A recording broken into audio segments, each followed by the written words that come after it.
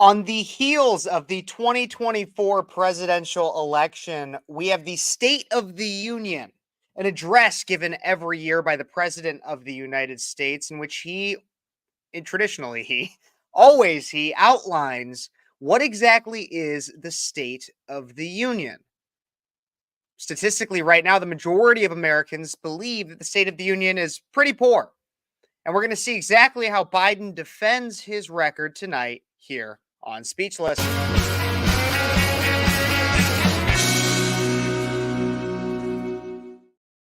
Hey, everybody, and welcome back to Speechless. I'm your host, Phares, 23-year-old conservative activist, and honestly, I'm a radio host. I see a lot of people tuning in on Twitter right now. That's awesome. It's great to see that that's happening. But I'm live here tonight, going to be talking about the State of the Union. No matter where you are tuning in from, make sure to like this video, subscribe, check out @SpeechlessKev. That's pretty much everywhere: Instagram, Twitter, YouTube, everywhere. Like, subscribe, comment, share, all that fun stuff. Engage in the comments section. This is going to be a show that's about all of us. But as we talk tonight about the State of the Union, consistently ask yourself and respond in the comments saying, what do you believe the State of the Union to be?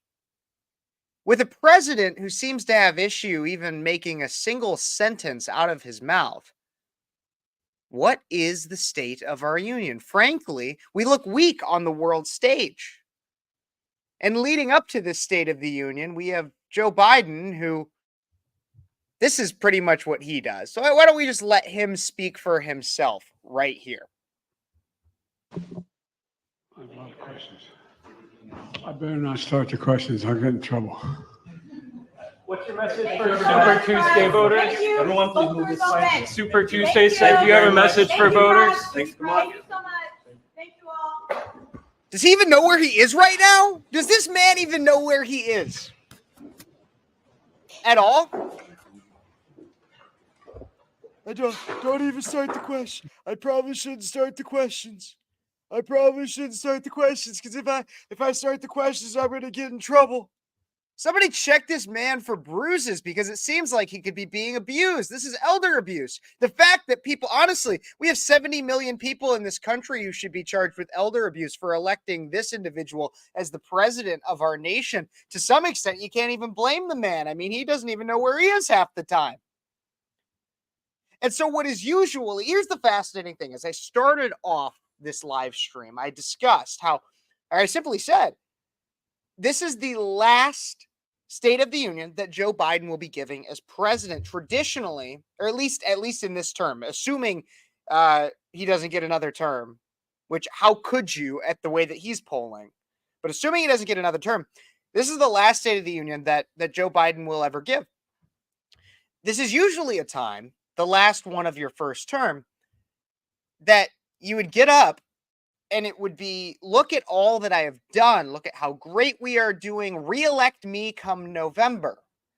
While every other candidate in the opposition party is running in a primary and dogging it out in a blood battle, the incumbent tends to have a certain level of privilege in an election that all they're supposed to do is keep working on themselves with a hope that maybe their record will speak for itself come election day. However, in this instance, the incumbent need win over the rest of America. Because what is the state of our nation? What exactly is the state of our nation? Well, I have a viewer on YouTube right now who says the State of the Union is absolute ass. Thank you, Demon Girl, for commenting that. Everybody, put your comments in there too, because let's see. What is the state of our nation? What is the state of our union? Why don't we answer that question? Because as of right now, the president of the United States isn't getting up to even defend his record or brag about achievements. No, Joe Biden, he'll consider this a win if he can get through the entirety of this speech. If he can get through the full hour, he will consider this a win. Why? Well, because he can't even answer questions. And his handlers push reporters out of the room consistently because how is he supposed to actually answer any questions? He doesn't know where he is. Remember the last time he tried to answer questions after the bombshell report came out saying that he was just a feeble old man? I remember. I'm old enough to remember. But many are coming out and discussing what is to be of this historic State of the Union. And in fact, Donald Trump, the current frontrunner for the Republican Party, came out and released a video on exactly what he thought of tonight's State of the Union. Before it even came out, he even releases a rebuttal to Joe Biden. Take a look and a listen here to what Donald Trump had posted today about the State of the Union address. Joe Biden is on the run from his record and lying like crazy to try and escape accountability for the horrific devastation he and his party have created. All the while, they continue the very policies that are causing this horror show to go. We cannot take it any longer as a country. Joe Biden's sad excuse for a State of the Union address aside, here are the facts. When I left office, we gave Joe Biden the most secure border in U.S. history. We gave him remain in Mexico, very tough to get, but I got it. Safe third agreements, the asylum ban, Title 42, 571 miles of border wall, rapid deportations, and much more. We had the safest border in the history of our country. As soon as he got in, Crooked Joe and his radical left lunatics deliberately dismantled each and every one of those policies that were so good, that gave us this best border. According to Tom Homan, according to Brandon Judd, the top people, they said it was the single best border we've ever had in recorded history. What's happened now is a horror show. The country, our country, is being laughed at all over the world. Over the past 3 years, Biden has actively aided and abetted the importation of millions and millions of illegal alien migrants Millions and and millions. resettle them into your communities. At any time during the past 3 years, crooked Joe Biden, and he is crooked as you can be and the most incompetent president we've ever had, could have called off the invasion.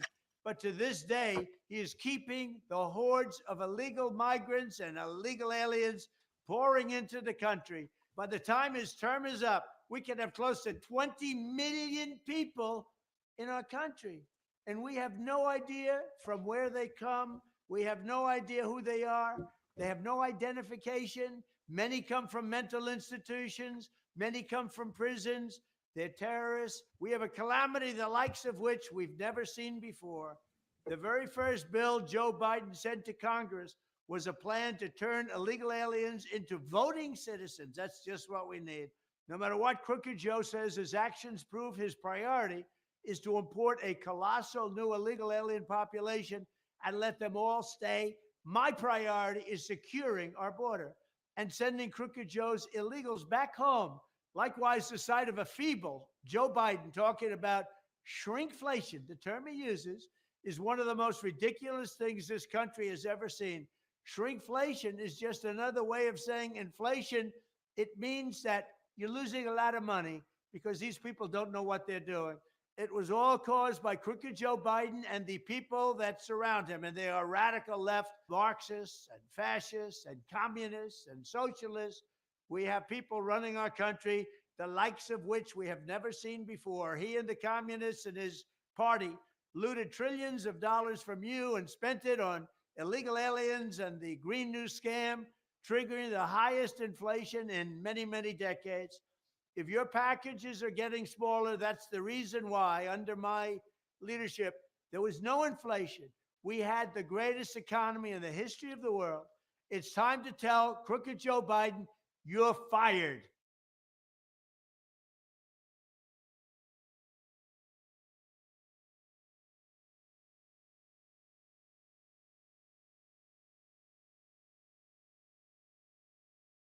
Oh, obviously, you guys cannot hear me. Sorry about that. But as we are leading up to the State of the Union address, that is exactly what Trump was saying to America. And he's absolutely right. We have so much, and immigration is going to be the key focus of so much of today.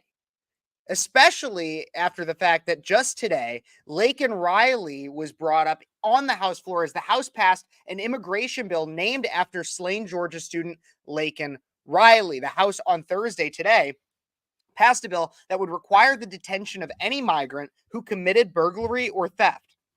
Legislation that House Republicans named after the Georgia student who police say was killed by a man who illegally crossed the border. The measure, dubbed the Laken Riley Act, cleared the chamber in a 251 to 170 vote. Now, this is the important part, everybody. This is the important part. 170 Democrats voted against the bill that would require detention for a migrant who had committed burglary or theft.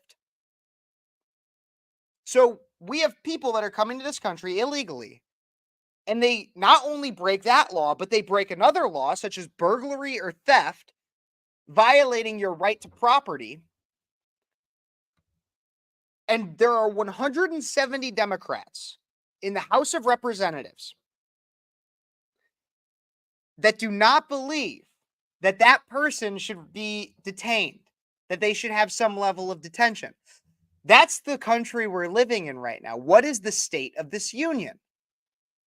I'll go back to my previous commenter on YouTube. Everybody blow up the comment section. To you, what is the state of this union? My previous commentator, my previous commenter said the state of this union is absolute ass. It's absolute ass. I will be having some guests join me soon. I want to point out as well, Marjorie Taylor Greene, the congresswoman, will be wearing a Laken Riley pin. In fact, during the State of the Union tonight, saying, say her name, Laken Riley. Of course, this is a direct nod to the fact that our border is not secure by any means. And Laken Riley is a victim of that. In fact, Joe Biden is in part to blame. Will he bring up the border? Who knows? How will he defend his actions, if he tries to at all? Or will he continue to gaslight Americans as he has done so in the past? He obviously has.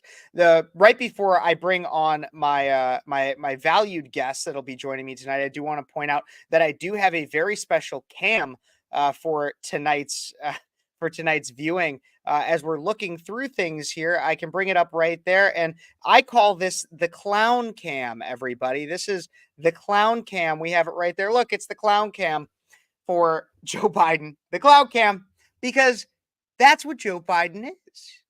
Joe Biden sleeps through his presidency and comes to a point in which he actually has to atone. We have a referendum tonight on the actions of Joe Biden.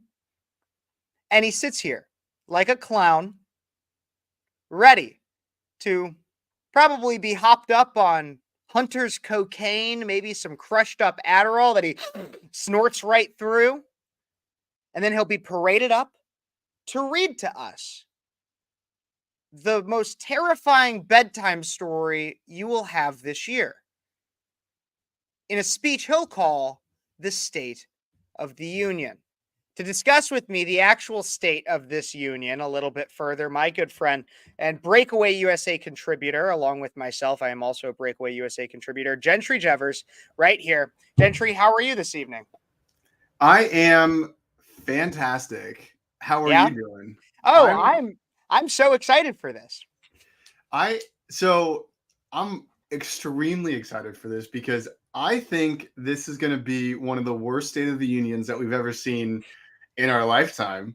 Okay, yeah. Number one. Number two, I don't know if you've seen recently, but there was just reports of hundreds of pro-Palestine protesters that are actually blocking the motorcade routes to the Capitol.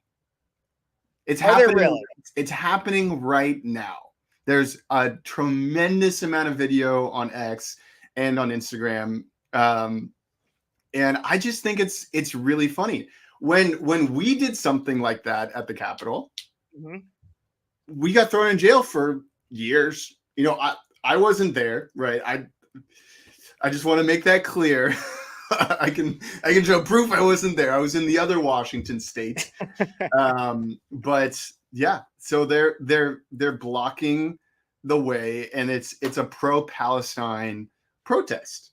So And so I didn't even know there was a pro-Palestine protest, but what I did see earlier today on X, formerly known as Twitter. And if I'm looking down right now, I want to be looking at all of you, but I am producing this show from my laptop right in front of me. But earlier today on X, like I said, formerly known as Twitter, this is from Laura Loomer showing exactly what the front of the Capitol building looked like earlier today. Take a look right here. I'm actually going to mute it because we can just talk over it. It's interesting. Mm-hmm. We can see there's a massive wall right in front of the Capitol. Now, Gentry, I remind me, I'm only 23 years old. So I'm just a stupid young kid, as I'm often told. It was my impression as to the narrative being pushed by the Democrats and by our current administration, by our president, that walls don't work. That there's no way that we could have done anything like this on January 6th. In fact, we had 4 years in which a president was attempting to put a wall on our southern border, and I was told that wasn't going to do anything. Why is it that these fences and these walls and these barriers are perfectly fine for our politicians and our elite, but for us as American people, for all those that have been victims of crimes due to illegal immigrants that crossed our border, a wall wouldn't have done anything. No, I think what everybody in America has been missing for a very long time, since iTunes came out, in the fine print of the iTunes terms of service, it says that walls don't work on the southern border, but they do work in Washington, D.C. It's one of those things that we just click, accept, agree, blah, blah, blah. And it's been in there this entire time. It's the whole time. Obviously, I'm joking. But it does raise like a really good question, because walls seem like they're so barbaric and we're so past that and all this kind of stuff. But it seems like at least the good, moral, ethical people of Washington, D.C. think that walls do work in this case, but they wouldn't work on the southern border for whatever reason. No, that's exactly what happens. It's always like, it's never good enough for the American people. It's just not good. It's racist. It's xenophobic. It's nationalist. Blah blah blah blah blah. But if you're gonna send the migrants to Martha's Vineyard, or you're gonna send them to the doorsteps of Kamala Harris, or you're gonna send them to, like, I don't know, a Hyatt because that's what the Pritzkers own, then it's a problem. Then it's a problem. God forbid you ever do that.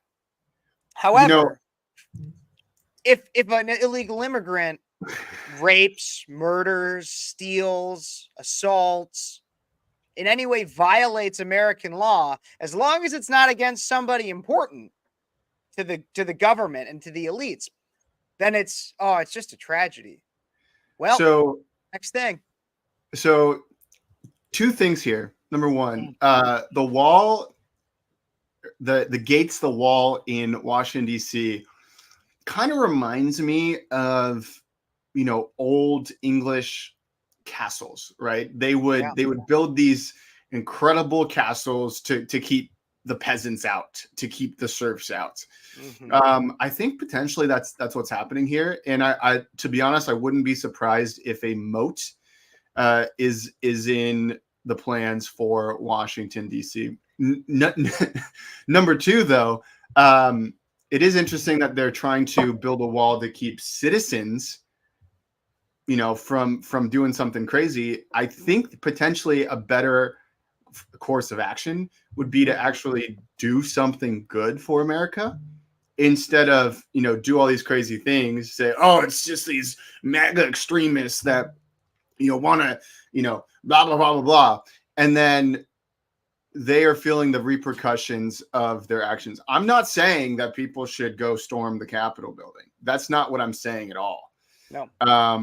But what I am suggesting is that they're speaking out of both sides of their mouth, right? They're scared of the American people because they have really sucked in their leadership, and now they're building walls to keep us out. Like, Trump didn't do that. Obama didn't even do that, to be honest, if I'm not mistaken.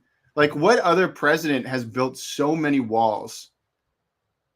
I mean, I'll bet you that Biden has put up more walls around the Capitol building than Trump built on the southern border. Yeah, absolutely. Not even just that. I mean, Biden puts up walls against pretty much everybody for being such a unifying president. In fact, so here's the thing: is Biden will get up tonight and we'll react to it like I have planned. We'll react to everything that he says. We'll try to fact check as much as we can in real time, and show you guys exactly who our president is.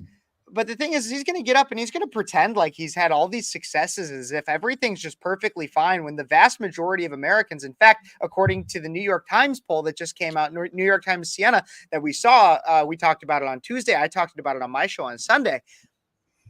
They're 56 to, I think it's like 56, if not more, % of Americans believe that America is currently headed in the wrong direction. It might even be more. It might even be like closer to 70. But I remember it was well over 50%. So much so that actually a Catholic organization, and I shout this out because I was born and raised Irish Catholic. I still am a Catholic organization, Catholic Vote Today, came out with this video just to rebut some of what Joe Biden will actually be saying before he even says it. And so you might not be a Catholic, but even if you're a Christian, take a look and a listen at what they released today. I think it's a phenomenal ad.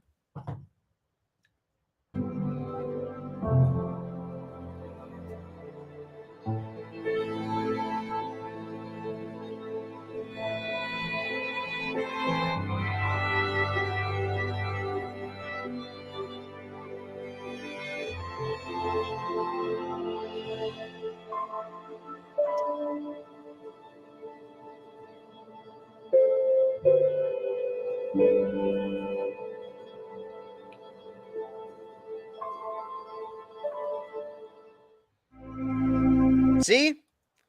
Calling out what's going on at the border. Now, it's not the happiest thing in the world, but that's the thing, is right now where America's at, it's not going to be the happiest thing in the world. What are your thoughts, Gentry? I mean, those numbers are always really sobering. The 85,000 kids, I feel like that needs to be a ticker on like Fox News or Real America's Voice, or, I mean, we should probably post that, just like, hey, reminder that because of Biden's policies, 85,000 kids are lost. And that's an estimate, right? It could be more. So, I mean, he is in a lot of ways the sex trafficking president. He's letting this happen. He's even flown in like over 300,000 immigrants. Mm-hmm. He's flown in. And Ken Paxton has alleged that he's in cahoots with the cartels. And people are paying the cartels tens of thousands of dollars for a chance to get in the border, for a chance to get in here. And so he's actively helping the cartels get illegal immigrants into the country. Why? What is the whole thing? Why is he doing this? That's a question everybody should be asking. And the answer, I mean, there's really only a couple answers. He wants to replace us. He hates Americans so much that he wants to replace us. He doesn't value our votes. He doesn't value our contributions to the economy. He doesn't value anything about us. No, you're absolutely right. And as we are coming up on just a few more minutes before the State of the Union, I want to remind everybody, no matter where you are watching from, make sure to go check out Speechless Kev, Gentry Jeevers, sorry, I always mispronounce it. Gentry Jeevers and at Breakaway USA everywhere on your social media. Don't forget to like this video wherever you're watching from, subscribe to the channel, comment what you think, share it with your friends, everything like that. So then people can actually see. As I said, we're going to live stream the State of the Union right here. We're going to have some fun color commentary. We might even have some more guests join us later. And I also want to ensure that everybody knows about Freedom Water. So you might be sitting at home right now. You might be sipping on I don't know, maybe a little cocktail or something. It's nice, I'm sure, but if you've ever been to the doctor, no matter how healthy you are, they will always tell you you need more water. And why support some fluoride-ridden Ice Mountain or Dasani when you could have Freedom 2.0 right here? Freedom 2.0, it doesn't have fluoride. It's not going to make you gay.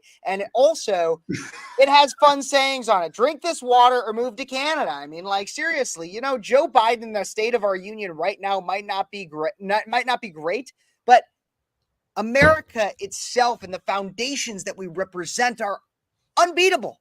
Unbeatable. Ronald Reagan said freedom is never more than one generation away from extinction. He said that. Now, Joe Biden's been in office for 4 years. I know for a fact that's not an entire generation. And so if we vote President Trump in for number 47, bring 45 to 47, let's do it. We can save America. And you got to support good brands, and you got to drink water that's not going to make you gay. Thank you so much to Freedom 2.0. They do amazing work. Everybody go check out Freedom 2.0 today. And you can use code BREAKAWAY at your at checkout for 15% off. So definitely check out Freedom 2.0, one of our greatest sponsors. And as I mentioned earlier, we got the State of the Union ready and raring to go for when they decide to start it here. Let's talk a little bit about Gentry. What do we plan to see tonight? What do we plan for Joe Biden to talk about? How do you think that he's going to navigate not even questions, but just issues such as the border? What do you think he's going to capitalize on as his biggest achievements? And how is he going to address so many of the failures? So here's a really hot take. I think that Biden's speech is going to be, in a weird way, unbelievably unifying. He's not going to unify the country, right? He's going to push this leftist rhetoric that's going to demonize us, MAGA, America First, and basically everybody who loves this country, because there's a whole bunch of people left, right, and center that love this country. And if he does what I think he's going to do, which is just to say it's all MAGA's fault, I think people are going to unify around Trump. I think that this State of the Union speech might be one of Trump's best campaign things. I don't know the right word, but I think this could be an unusually unifying speech. But it's not going to unify it around Biden. We're going to unify around Trump, around the right. I understand what you're saying, and I think one of my commenters here, and everybody leave a comment. Let me know what you think. Answer the question to you. What is the state of the union? I have this one commenter here who says it's actually really sad that this has become a joking entertainment instead of an actual speech from our nation's leader. And I have such an agreement with this. I was actually just talking this morning with my girlfriend about this. It's so sad. Like we were both excited. We were talking about it. We were like, we're so excited to watch the State of the Union tonight, not because we think it's going to, oh my gosh, we're so proud of the current state of our nation, or because, wow, the president's addressing and talking and speaking strongly, giving a great speech. No, it's because we're excited to see how the heck this feeble old man, in the words of the Department of Justice, this feeble old man defends the worst record of any president honestly, in at least the last century. Look, I will not say or claim to know the history of every single president ever, but at least to my knowledge, he is the worst president in the history of the country. So 18 minutes ago, RFK just posted his own State of the Union. Really? Really. So that could be really interesting. I don't know if we're going to have time to pull it up because it's a 9-minute speech. Yeah. I've been told that the limo has arrived. I keep refreshing this page just in case that it gets frozen or anything like that. Everybody, internet is only so good. And if there happens to be any issues or anything like that, I will have ready the link that I can send in the chat. So that you guys can all make sure you go check out the State of the Union if you want to watch it without the color commentary, if we were to get cut off. But make sure you stay tuned, and no matter where you're watching from, don't forget to follow, like, subscribe, share, all that fun stuff. And if you want to support us, go follow at Breakaway USA as well. I have actually a banner for that too. You can follow at Gentry Jeevers on Instagram or pretty much anywhere. Go check out at breakaway_USA pretty much anywhere. And if you want to support me and the show Speechless with Kev Phares in any way, you could always either send a super chat on YouTube. I have memberships. You could also Venmo or Cash App so I can continue to increase the quality of these streams. But those are just a lot of different plugs for us as we wait for the State of the Union to begin. And as I mentioned, we're going to be providing color commentary, but I want you guys to be included in the color commentary. So make sure to include your comments, answer the question, what is the State of the Union, and put it on in there. We got some great viewers right now because I'll bring it up right at the bottom and it'll give yourself a little bit of a shout out. Studs from the Daily Elevated Show. Go check out the Daily Elevated Show. It's one of our partners with Breakaway as well. He does amazing work. The Ryan Mack Show. Where was that wall in 2020? Ryan Mack does a lot of great stuff. We got Jerry McKenzie, who's actually Ryan Mack's dad. What's up, guys? Let's have some fun. But we got a lot of great people watching. I see we're really hitting it up on Twitter. Everybody follow the Twitter. I'd appreciate it. We're going to get this State of the Union headed going on soon. Man, if you're on Twitter and you're watching us, hit that repost button. It helps us out more than you know. Seriously. Absolutely. Repost this, add a comment to it. If you hate me, tell me why you hate me. Tell me how ugly I am or how gross you think I am. I can take it. I'm a big boy and I'm not a liberal. So I'm a big boy now. So I had some leftist from London randomly trolling my account, calling me a fascist, and I kept trying to get him to define what a fascist is, and he couldn't do it, or he wouldn't do it for some reason. I was like, just please just what is it? What is a fascist? Can you please tell me? Because I just don't think you know what you're talking about. And he didn't answer it and prove me right. So we have fun on X. We have fun on Instagram. Follow us there. Follow us there. We post the truth too. Whenever you try to go follow me, it says, "Hey, are you sure you want to follow Gentry?" Because he repeatedly posts fake news. And I'm like, sweet dude. Is fake news. Well, if you guys have your freedom water like we do, we could even play a State of the Union drinking game. This is what Steven Crowder will be playing.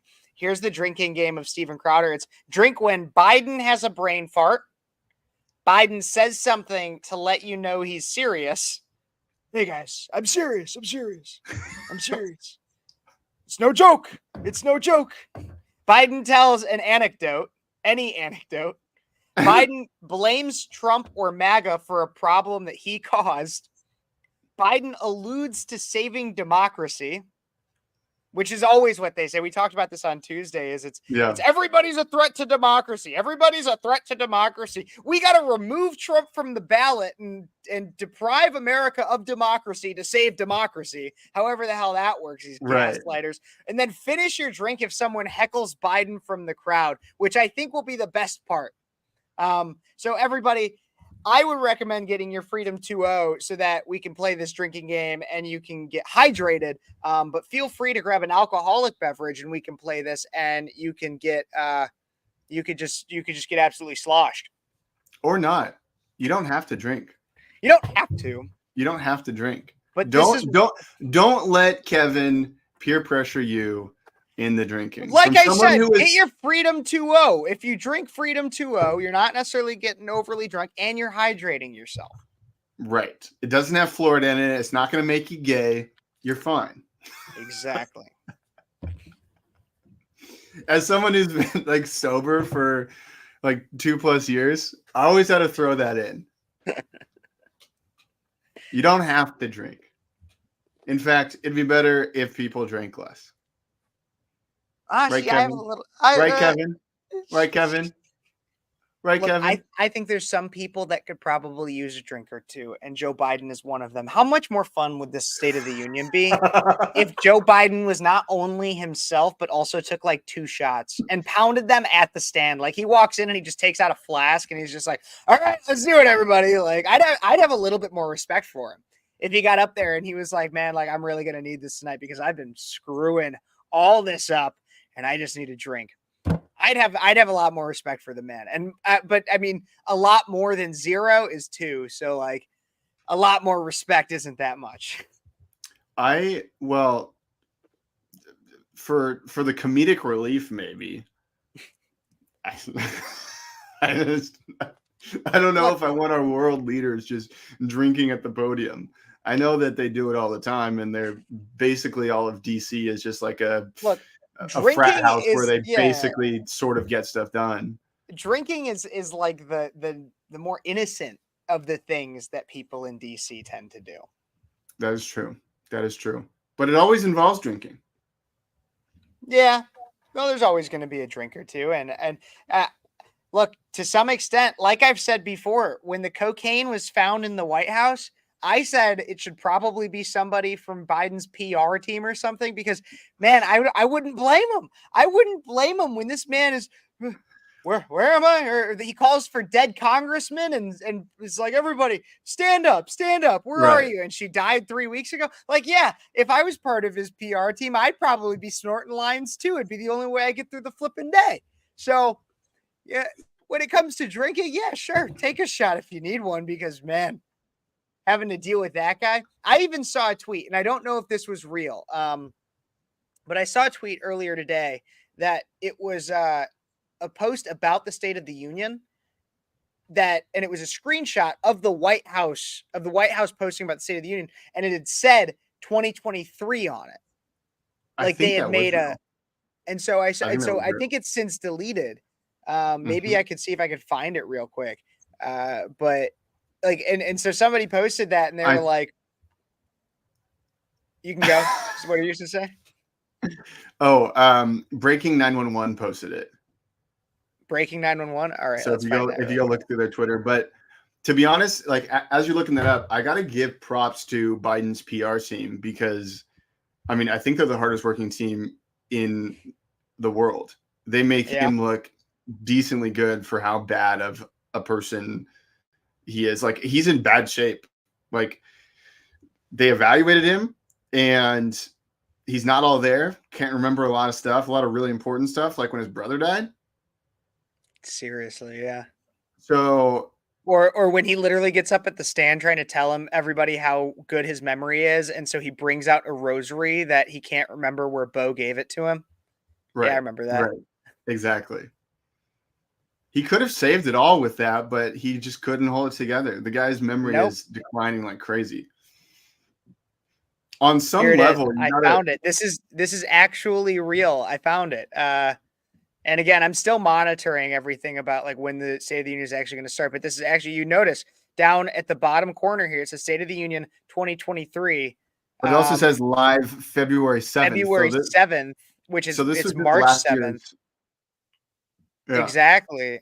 Not even last year's because it's March 7th today. And so this wasn't just last year's. This was just a total mess up. Tune in 9 p.m. tomorrow evening. This was from yesterday. And it even says down here, it says 3/6/24. Like this is yesterday. And so the point being is that, yeah, sure, maybe his PR team is supposed to be the hardest working. But I stand by my statement that they're probably on drugs coping with all the crap that they have to do because it's obvious that it's incompetency. The incompetency stems from the top and just makes its way all the way. It's a perfect example, honestly. And I know you're pretty big on LinkedIn. Gentry, and I think that's really funny too. But I know you're pretty big. You have a really good like following on LinkedIn. But if you talk about the idea of how our world or how our management and business world works, sorry, I'm pulling up the State of the Union stuff again. How our management and business world works, the fact that we aren't realizing that when you have a poor head, when you have a poor CEO or bad manager or something like that, that affects the rest of the company, the rest of a team. It's insane. All right, we're getting started here. Everybody, let's get the clown cam up and ready to go. And we'll unmute. And we have, for some reason, the sign language. Clown cam. how many people in the world are actually deaf? I don't know off the top of my head. Because my thought process is like, why all of a sudden in the last few years have we seen a tremendous rise in sign language? I don't know. All right, but let's get ready here. We'll see exactly how this goes.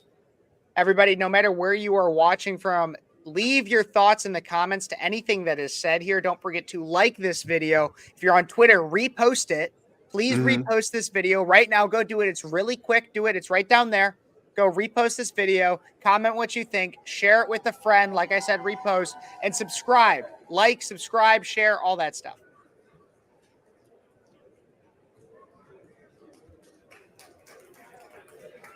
Okay, everybody's kind of just getting ready. I've been told Jill just walked in. Jill Biden has walked in.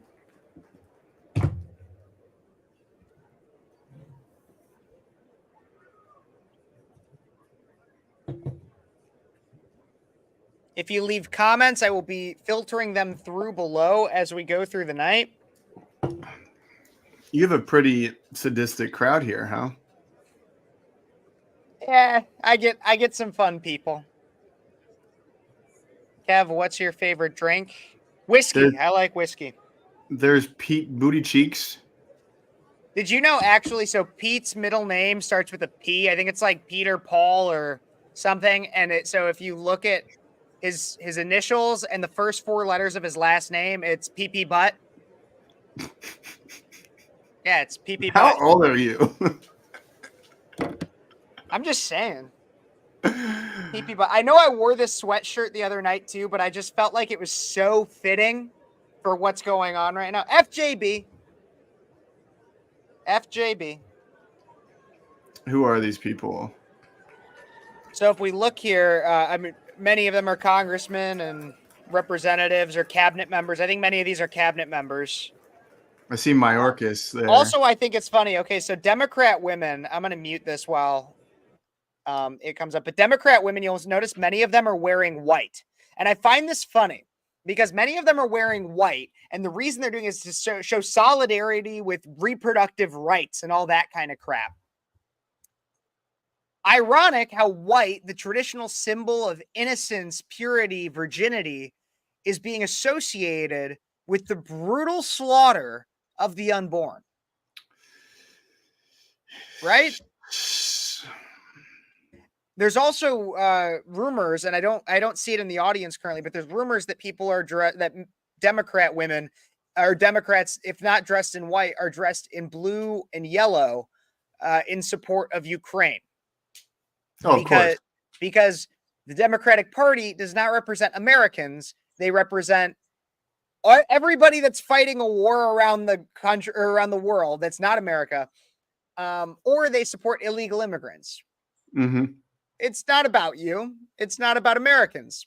It's about everybody else to Democrats. It's just so sad. It's so sad that these are our elected officials. It's the Hunger Games. I mean, it's really like the Hunger Games. That's really what they encourage. I mean, we have the people in the Capitol that come out and they just are better than everybody. And then you see, I think it's funny too, because you have all these people that are dressed, not necessarily all the ones in this Capitol building, but if you look at the people that are dressed in our urban areas, they'll be dressed like the people in the Capitol of the Hunger Games. They have wacky hair and all these piercings and purposefully look to stand out. Here's Mitt Romney. He was just on screen. That turd. I'll be glad when he's out. You know what I think we should do? I think we should figure out how to make it illegal to be Mormon. No. We should make it really trendy in DC to just get a whole bunch of facial work. Right. This is crazy. I didn't even read this before I talked about the Hunger Games thing. It's like watching people at the Capitol in the Hunger Games. These people live in an entirely different world than we do. It's crazy. I did not read that. That was not there when I started talking about the Hunger Games. That's insane. But you know how in Scottsdale and Miami and some of these other like really trendy cities that like all these like fake faces are a big thing.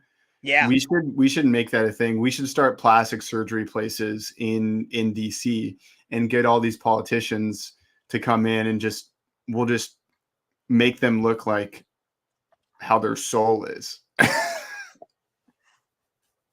But if they don't have a soul, then we're just removing their face. We'd make them faceless. If anybody like knows anything about that business, shoot me a DM. Let's talk. Okay. Let's figure it out. Absolutely. No matter we'll drive the marketing if you operate it. Absolutely. Okay, right, they're starting this year. So Biden. Mr. Speaker, the President of the United States. Wow. Joe just kissed somebody? Is that true?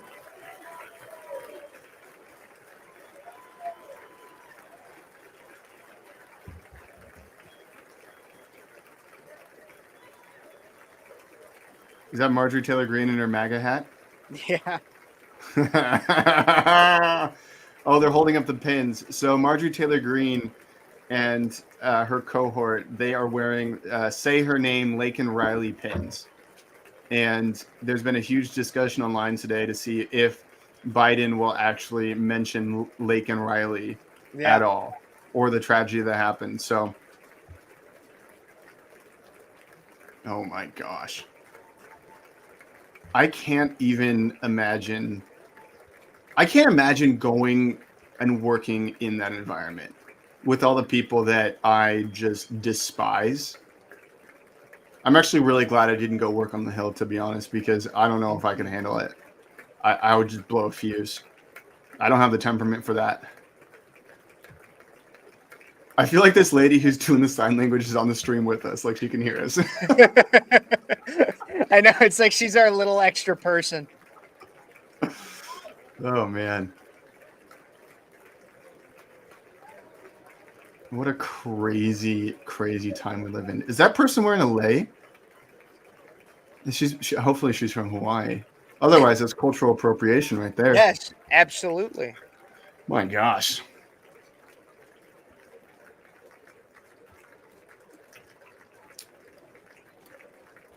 Wearing white in solidarity for abortion. That's so stupid. Do these people know?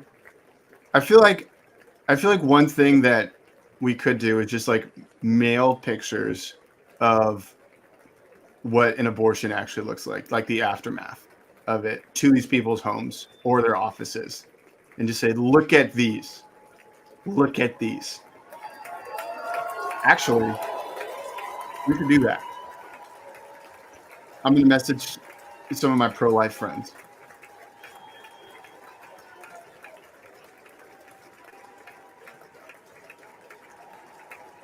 That guy should just go bald. A lot of these people should just go bald. When you're balding like that, like why would you want to just have like the little halo? Yeah, like this guy right here. I always hate how long it takes to get in there. Like, go up and speak. No, he needs to shake all the hands. This is classic, dude. Love how Chuck Schumer is behind him. Yeah, that guy. That guy needs some plastic surgery, to be honest. He might be our first client. I think a lot of these guys like Facetune. Oh, look at Marjorie Taylor Greene. Say her name. Biden's, look at this. Say her name.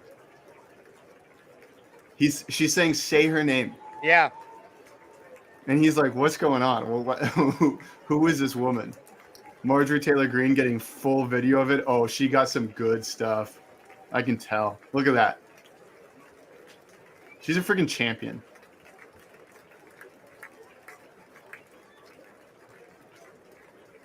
Here's the thing. I don't think Biden comes out a lot. Potentially, he just is in his office, or he goes or... wherever his handlers tell him to go, and it's usually like very, very controlled. I wonder when the last time that people actually saw him. But he falls asleep before the podium. Yeah. Oh my gosh! I posted on X and I said, "Hey, do you think Biden will fall getting up to the stage?" or getting him to the podium. And it got a little bit of love, to be honest. This is so anticlimactic. They should have just had it start at like 9:30. Seriously. Is this important to watch him shake all the hands? Oh, look at Mitt. He's so happy to see Biden. I haven't seen this guy in years.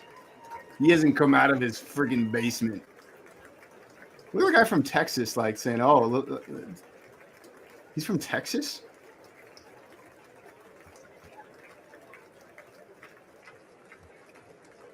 You know why these people love to be here? Because they can't be on the streets. They can't walk down the streets. That's why they love being in this environment.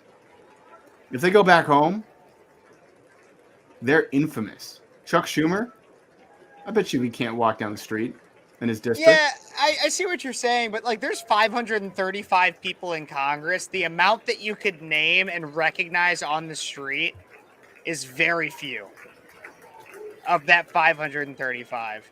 That's true. That's true. If I ever go to Congress, though, I'm gonna be the loudest. The loudest. Yeah.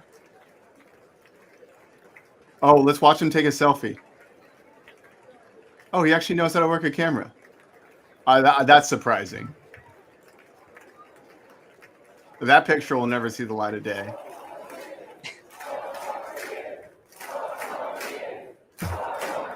Wow, That's 4 funny. more years. Do they see how frail he is? I'd be surprised if this man could literally be alive for 4 more years. Oh my let alone God. be president.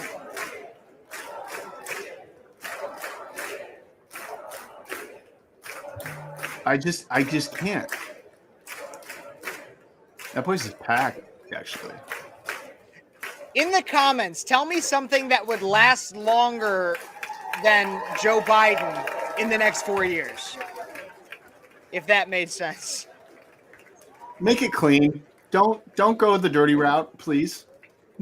That's not where my head went. Get your mind out of the gutter, Gentry. I listen, I just know how people think because I'm trying to not think like that. So let's keep it clean, okay, people?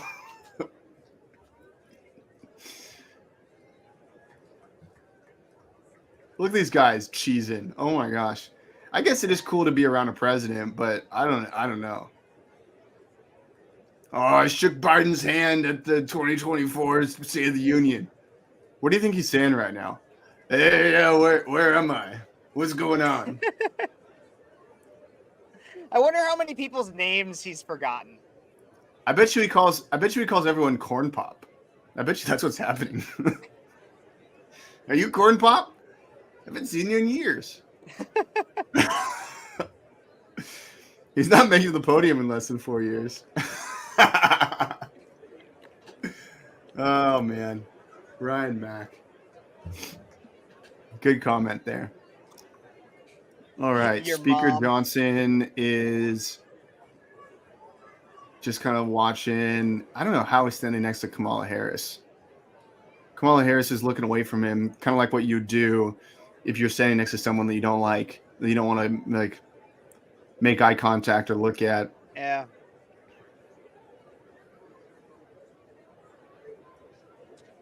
All right, here's a moment of truth. Bernie Will Sanders he fall? there. Will he fall? Will he fall? I'll be fascinated to see Speaker Mike Johnson behind him this year. So, Speaker Mike Johnson is a respectable guy. Okay. They just shook hands.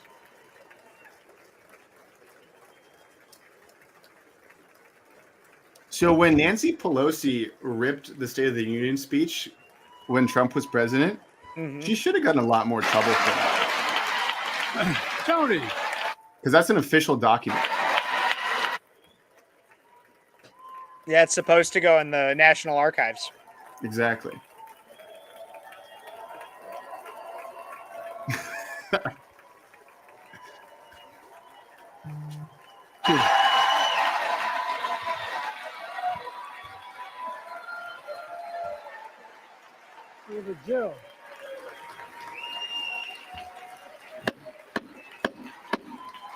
If you're watching on X, repost us, please. Hit Yes, that repost please. button.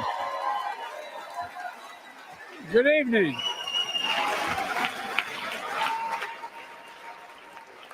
Good evening. If I were smart, I'd go home now. I will never agree with Joe Biden more. That was a great line. Mr. Speaker, Madam Vice President, members of Congress, my fellow Americans. In January 1941, Franklin Roosevelt came to this chamber to speak to the nation, and he said, I address you at a moment unprecedented in the history of the Union. Hitler was on the march. War was raging in Europe. President Roosevelt's purpose was to wake up Congress and alert the American people that this was no ordinary time. Freedom and democracy were under assault in the world. Tonight, I come to this same chamber to address the nation. Now, it's we who face an unprecedented moment in the history of the Union. And yes, my purpose tonight is to wake up the Congress and alert the American people that this is no ordinary moment either. Not since President Lincoln and the Civil War have freedom and democracy been under assault at home as they are today. What makes our moment rare is that freedom and democracy are under attack both at home and overseas. Everybody drink. At the very same time.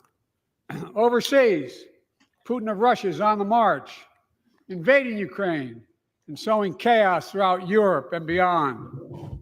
If anybody in this room thinks Putin will stop at Ukraine, I assure you he will not.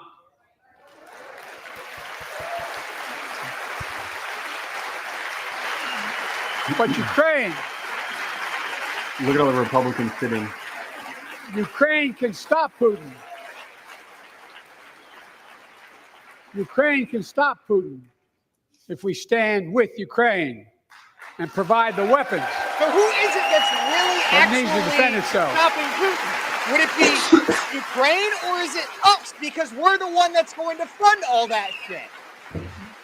That is all. That is all Ukraine is asking. They're not asking for American soldiers. In fact, there are no American soldiers at war in Ukraine, and I'm determined to keep it that way. But now, assistance to Ukraine is being blocked by those who want to walk away from our world leadership. It wasn't long ago when a Republican president named Ronald Reagan thundered, Mr. Gorbachev, tear down this wall.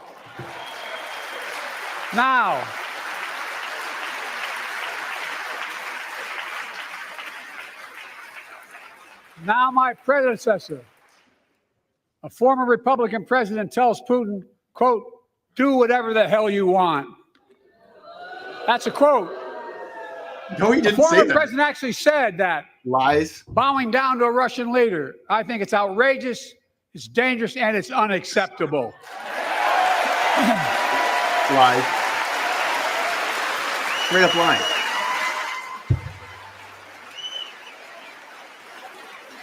America is a founding member of NATO, the military alliance of democratic nations created NATO after World War fortress. II to prevent war and keep the peace. And today, we've made NATO stronger than ever.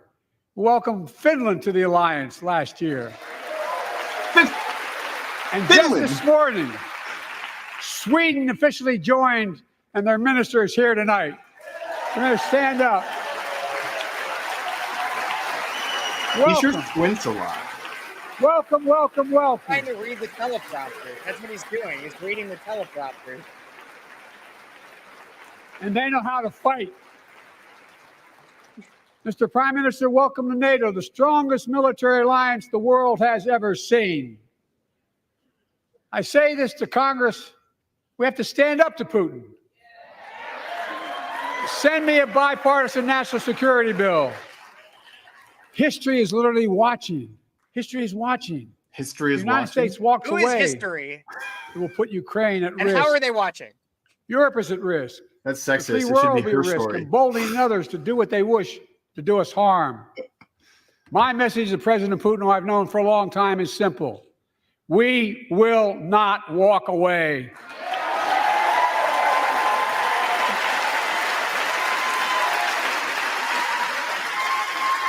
We will not bow down. I will not bow down. In a literal sense, history is watching. History is watching. Who is history? And it's a literal Just like sense? history watched 3 years ago on January 6th, when insurrectionists stormed this very Capitol and placed a dagger to the throat of American democracy. Many of you are here on that darkest of days. We all saw with our own eyes the insurrectionists were not patriots. They'd come to stop the peaceful transfer of power, to overturn the will of the people. January 6th lies about the 2020 election and the plots to steal the election posed a gravest threat to U.S. democracy since the Civil War. But they failed. America stood.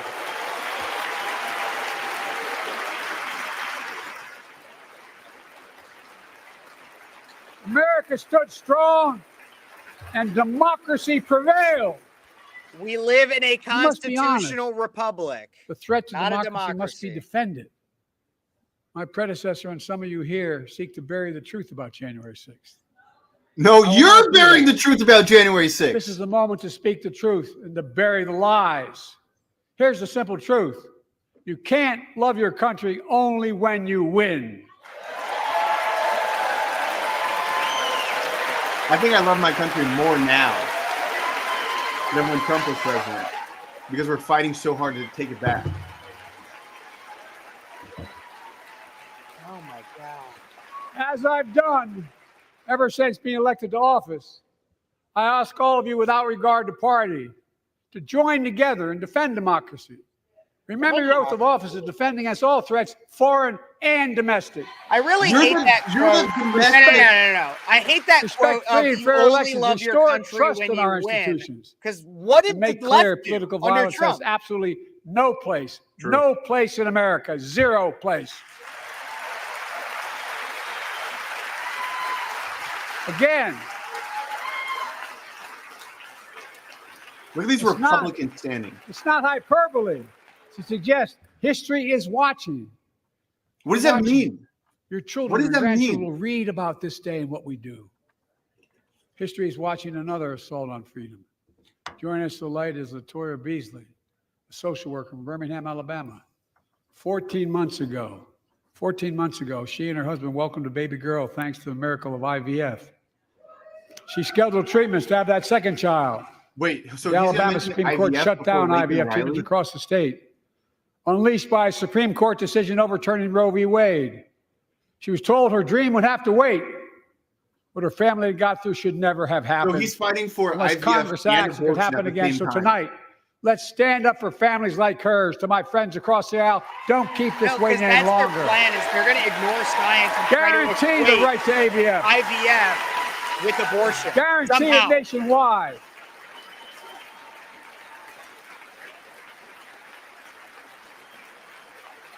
He's lying about the Alabama case? Yeah, probably. I haven't looked into it a lot, but Like like most IVF and Americans, I abortion- believe Roe v. Wade got it right. I thank Vice President Harris for being an incredible leader, defending reproductive freedom and so much more. Defending My God. baby murder. Why don't you call it what it is? It is baby murder. Thank you. My predecessor came to office determined to see Roe v. Wade overturned. He's the reason it was overturned, and he brags about it. Good. Look at the chaos. The that has chaos? resulted. Less Joining us babies tonight are is Kate dying. Cox, the wife and mother from Dallas. She's become pregnant again and had a fetus of a fatal condition. Her doctor told Kate that her own life and her ability to have children in the future were at risk if she didn't act. Because Texas law I have a banned her fun ability idea. to act, Kate and her husband had to leave the state to get what she needed. What her family got through should have never happened as well, but it's happening in too many others. There are state laws banning the freedom to choose, criminalizing doctors, forcing survivors of rape and incest to leave their states to get the treatment they need. Many of you in this chamber and That my happens predecessor are promising to 1% of pass the a national time. ban on reproductive freedom. Less than 1%. My God, what freedom else would you take away? Look, it's a decision to overturn Roe v. Wade. The Supreme Court majority wrote the following, and with all due respect, justices, women are not without electoral power. Electoral or political power. You're about to realize just how much you were right about that. I love how they start cheering when he's obviously screwing up the sentence. Clearly. Do they have cheer cards somewhere or what? They must. Like, applause is going up somewhere. Or do you think that they're taught to, when he starts messing up, they just start cheering so it covers it up? Those bragging about overturning Roe v. Wade have no clue about the power of women. But they found out when reproductive freedom was on the ballot. We won in 2022 and 2020, and we'll win again in 2024. Decline right here. He's going to start declining right now.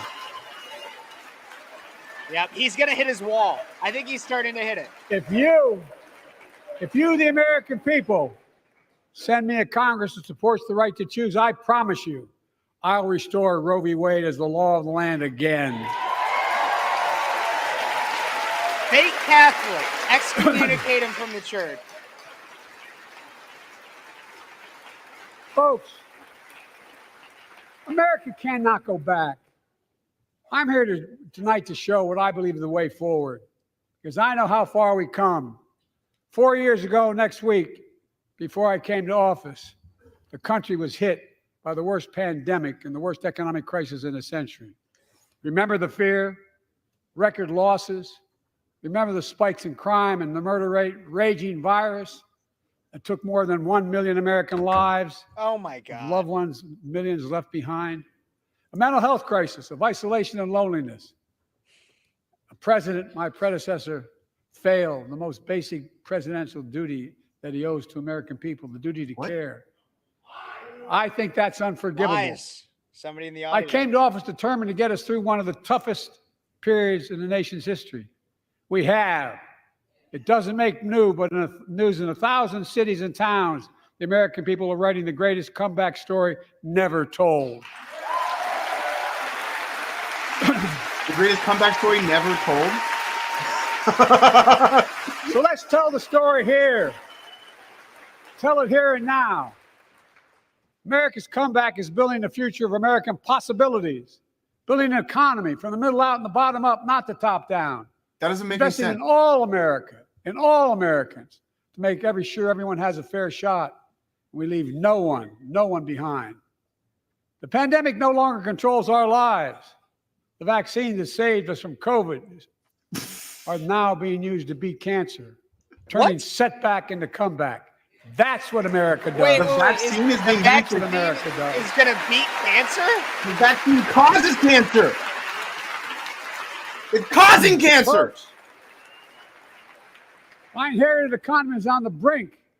Now our economy is literally the envy of the world. 15 million new jobs in just 3 years, a record. A record. That's just not Unemployment true. at 50-year lows. A record 16 million Americans are starting small businesses, and each one is a literal act of hope. With historic job growth and small business growth for Black and Hispanics and Asian Americans, 800,000 new manufacturing jobs in America and counting. Where is it written we can't be the manufacturing capital of the world? We are, and we will. More people have health insurance today. More people have health insurance today than ever before. Is it The true? racial wealth gap is as small as it's been in 20 years. Wages keep going up. Inflation keeps coming down. Well, that's That's not not true. true. That's not true. The lowest in the world and tending lower. He's lying. He is straight up The lying landing to is us. and will be soft. And now, instead of importing foreign products and exporting American jobs, we're exporting American products and creating American jobs. Right here in America, where they belong. just tweeted, Joe Biden is lying more than my ex-girlfriend. And it takes time, but the American people are beginning to feel it. Consumer studies show consumer confidence is soaring. Buy America has been the law of the land since the 1930s. Past administrations, including my predecessor, including some Democrats as well in the past, failed to buy American. Not anymore. On my watch, federal projects that you fund, like helping build American roads, bridges, and highways, will be made with American products and built by American workers. And paid for by our tax. Creating good paying American jobs.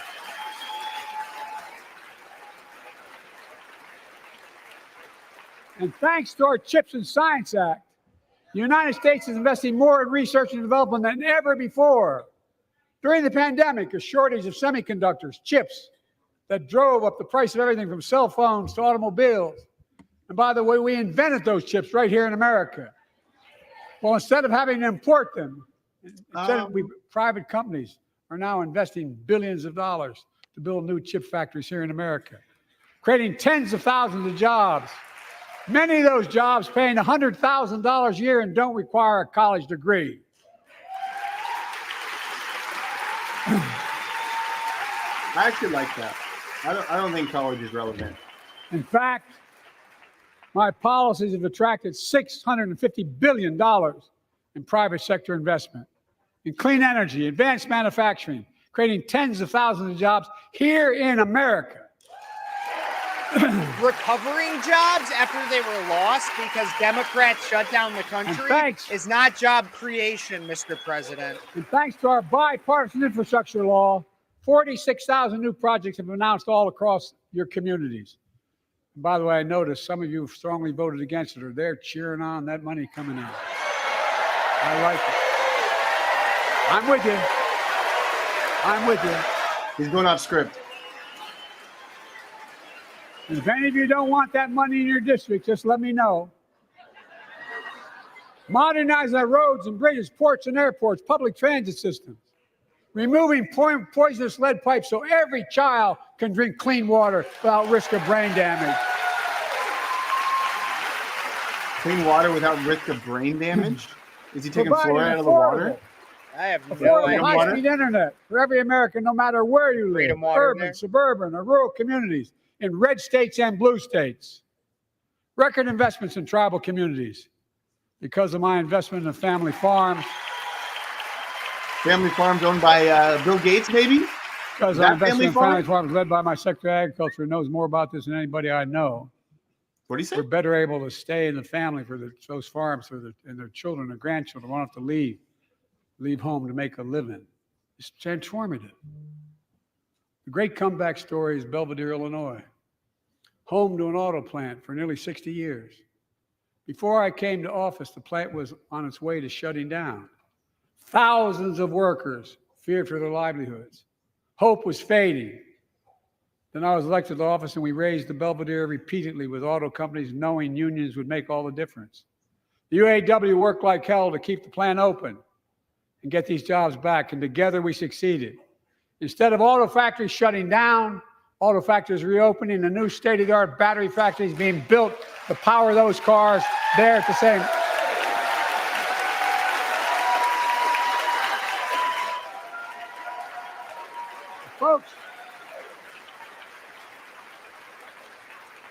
The folks at Belvedere, I say, instead of your town being left behind, your community is moving forward again.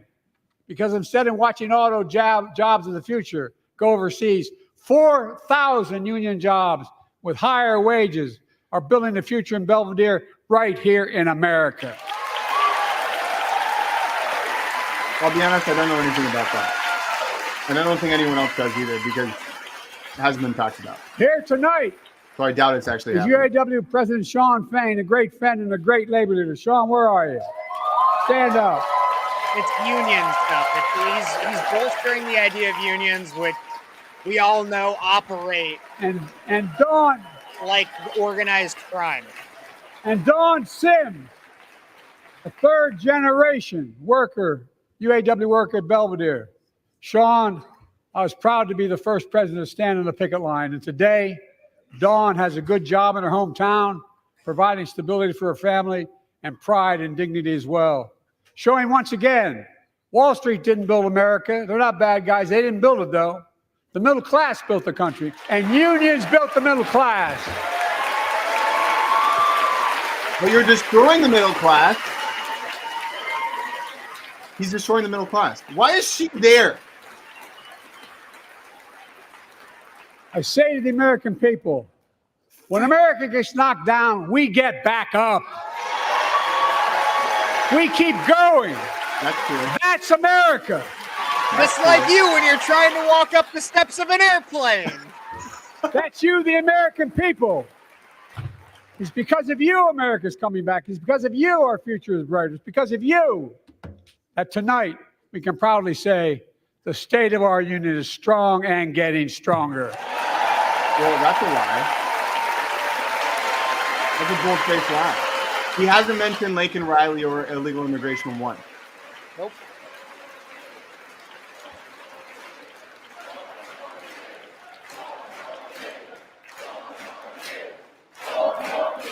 Tonight,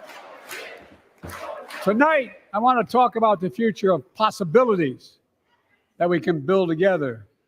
A future where the days of trickle-down economics are over and the wealthy and the biggest corporations no longer get all the tax breaks. And by the way, I understand corporations. I come from a state that has more corporations invested than every one of your states in the United States combined. And I represented it for 36 years. I'm not anti-corporation. And you're driving them out. But I grew up. No one's going to incorporate a dollar anymore. Didn't put much on my dad's kitchen table. That's why I determined to turn things around so middle class does well. When they do well, the poor go way up and the wealthy still do very well. We all do well. That's not and true. There's more to do to make sure you're feeling the benefits of all we're doing. Americans pay more for prescription drugs than anywhere in the world. It's wrong, and I'm ending it. Literally Trump did this.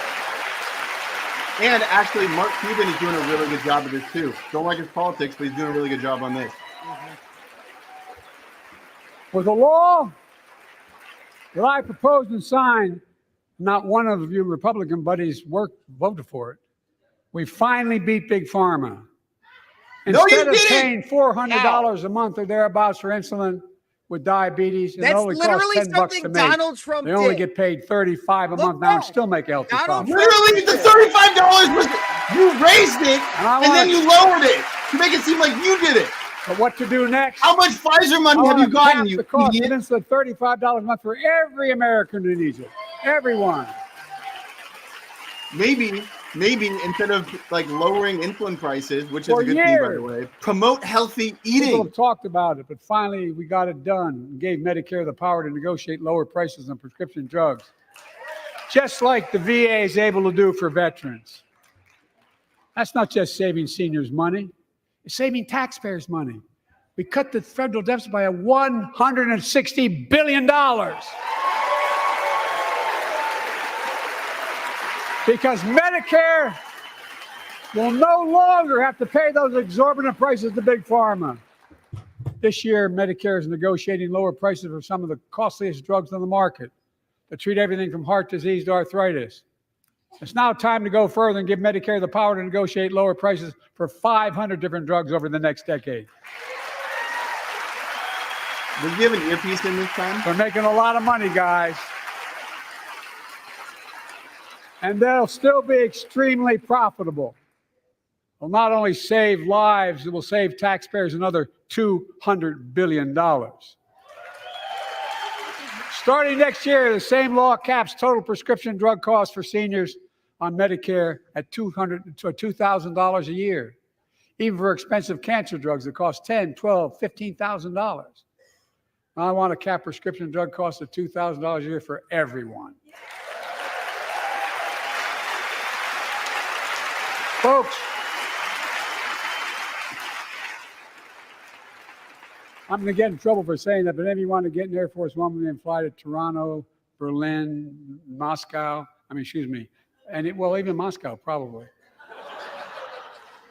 And bring your prescription with you, and I promise you I'll get it for you for 40% the cost you're paying now. Same company, same drug, same place. Folks, The Affordable Care Act, the old Obamacare, it's still a very big deal.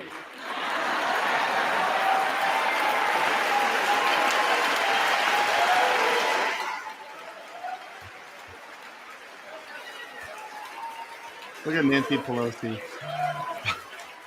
She just made a ton of money on pharma stocks. Million of you can no longer be denied health insurance because of pre-existing condition. But my predecessor and many in this chamber want to take this prescription drug away by repealing Affordable Care Act. He literally lowered the drug price. I'm not going to let that happen. We stopped you 50 times before and we'll stop you again. In fact, I'm not only protecting it, I'm expanding it. They enacted tax credits of $800 per person per year, reduce healthcare costs for millions of working families. That tax credit expires next year. I want to make that savings permanent.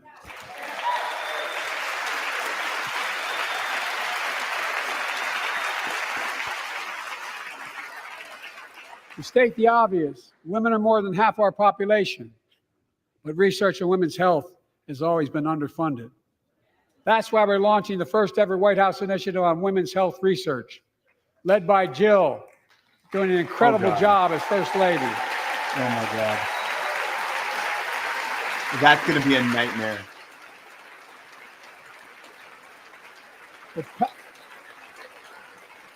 What is a woman, Joe? To pass my plan for $12 billion to transfer women's health research and benefit millions of lives all across America. I know the cost of housing is so important to you. If inflation keeps coming down, mortgage rates will come down as well, and the Fed acknowledges that. But I'm not waiting. I want to provide an annual tax credit that will give Americans $400 a month for the next 2 years as mortgage rates come down, to put toward their mortgages when they buy their first home or trade up for a little more space. Just for 2 years.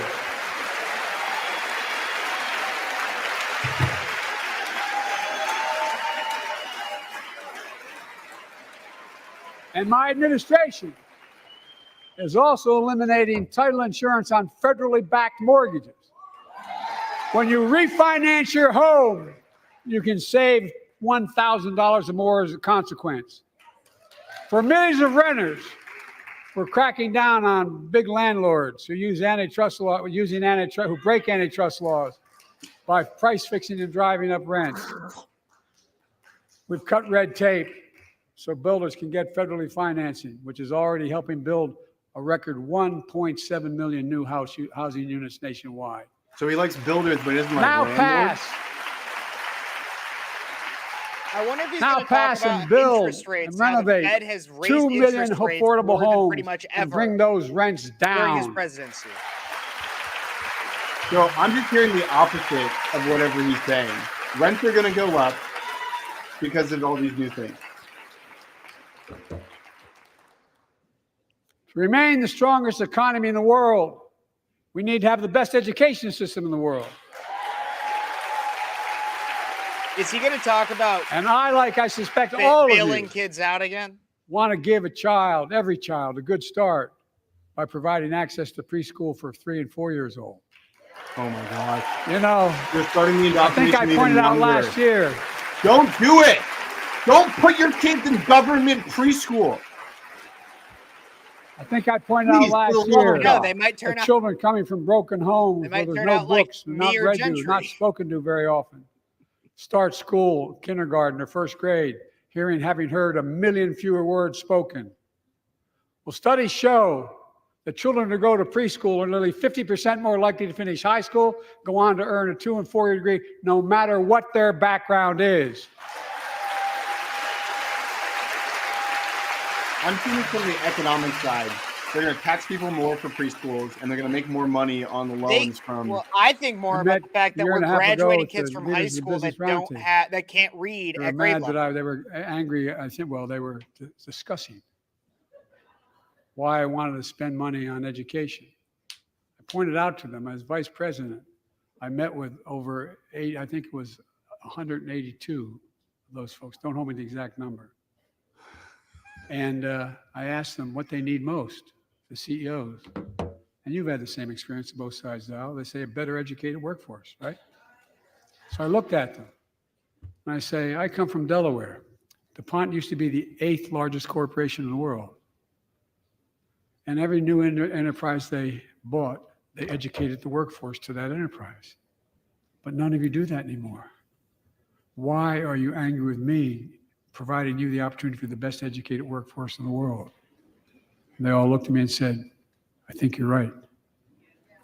I want to expand high quality tutoring and summer learning to see that every child learns to read by 3rd grade. Democratic policies are making people stupider. Stupider. I'm also connecting local businesses in high read. schools so students get hands-on experience and a path to good paying job, whether or not they go to college. And I want to make sure the college is more affordable. Let's continue increasing the Pell Grants to working and middle-class families and increase record investments in HBCUs and minority-serving institutions, including Hispanic institutions.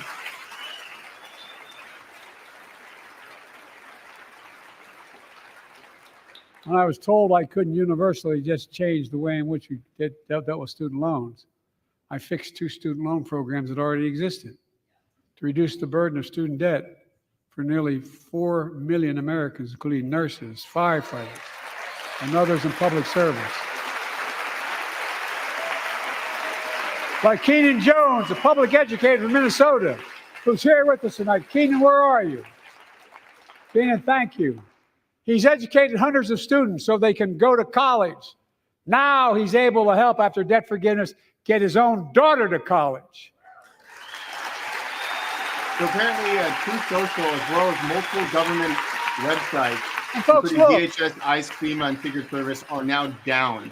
Such relief is good for the economy because folks are now able to buy a home, start a business, start a family. While we're at it, I want to give public school teachers a raise. At the federal level? Public school teachers, let me tell you something. Public school teachers in Seattle make a tremendous amount of money. They make about $120,000 a year. Public school teachers don't need a raise. It depends on the district, but that's why it shouldn't come from the federal government. Now, let me speak to the question of fundamental fairness for all Americans. I've been delivering real results in fiscally responsible ways. We've already cut the federal deficit. We've already cut the federal deficit over $1 trillion. That's not true. I signed the bipartisan deal. To cut another $1 trillion in the next decade. $1 trillion every 100 days. It's my goal to cut the federal deficit another $3 trillion by making big corporations and very wealthy finally beginning to pay their fair share. That won't work, dude. That will not work, and you know it. Look, I'm a capitalist. If you want to make or can make a million or millions of bucks, that's great. Just pay your fair share in taxes. No. Why don't you pay your fair share in taxes, Joe? It's how we invest to make this country great. Healthcare, education, defense, and so much more. But here's the deal. The last administration enacted a $2 trillion tax cut. Overwhelmingly benefits the topping 1%. Everyone the very made wealthy, more the money. biggest corporations. Everyone made more money. I made more money. And exploded the federal deficit. No, COVID. They added more to the national debt than any presidential term in American history. Yeah, because of COVID, because Check of you the numbers. guys, because of Wuhan. Folks at home, does anybody really think the tax code is fair? Do you really think the wealthy big corporations need another $2 trillion tax break? I sure don't. I'm going to keep fighting like hell to make it fair. Under my plan, nobody earning less than $400,000 a year will pay an additional penny in federal taxes. Nobody, not one penny. And they haven't yet. Lies. In fact, the child tax credit I passed during the pandemic cut taxes for millions of working families and cut child poverty in half. Restore that child tax credit. No child should go hungry in this country. You made energy more The way expensive. to make the tax code fair is to make big corporations and the very wealthy begin to pay their fair share. Stop. Just stop. Remember in talking. 2020, 55 of the biggest companies in America made $40 billion and paid zero in federal income tax. Zero. Not anymore. Thanks to the law I wrote and we signed, big companies have to pay a minimum of 15%. But that's still less than working people pay in federal taxes. It's time to raise corporate minimum tax to at least 21%.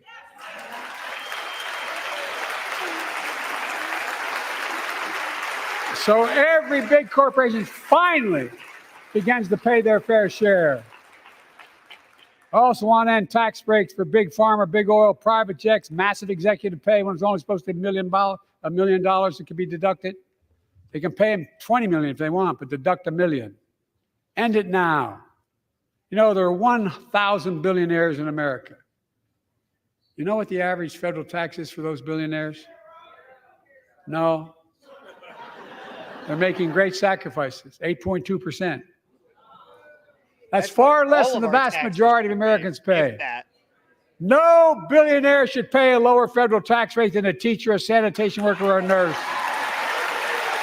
But the thing is that their taxes account for the vast majority of what we spend. No. But they also make money in a different way. I propose And it's minimum tax so for bad. billionaires at 25%, just 25%.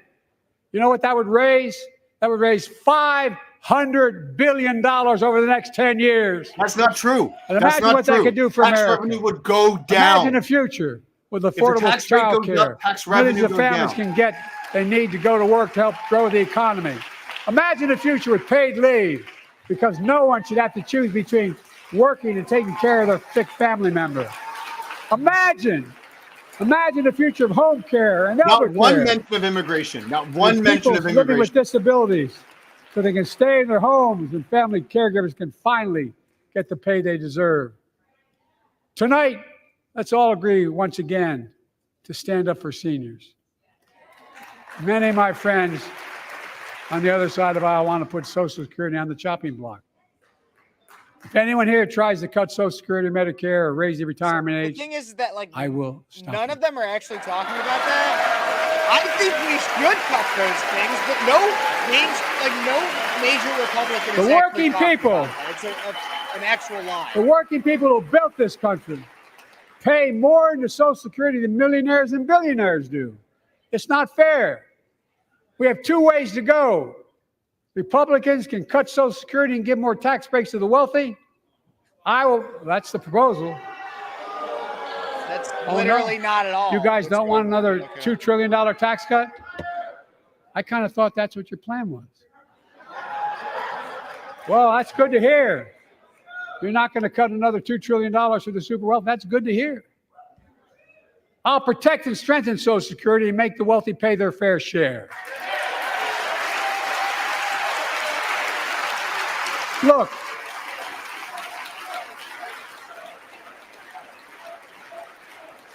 too many corporations raise prices to pad their profits, charging more and more for less and less.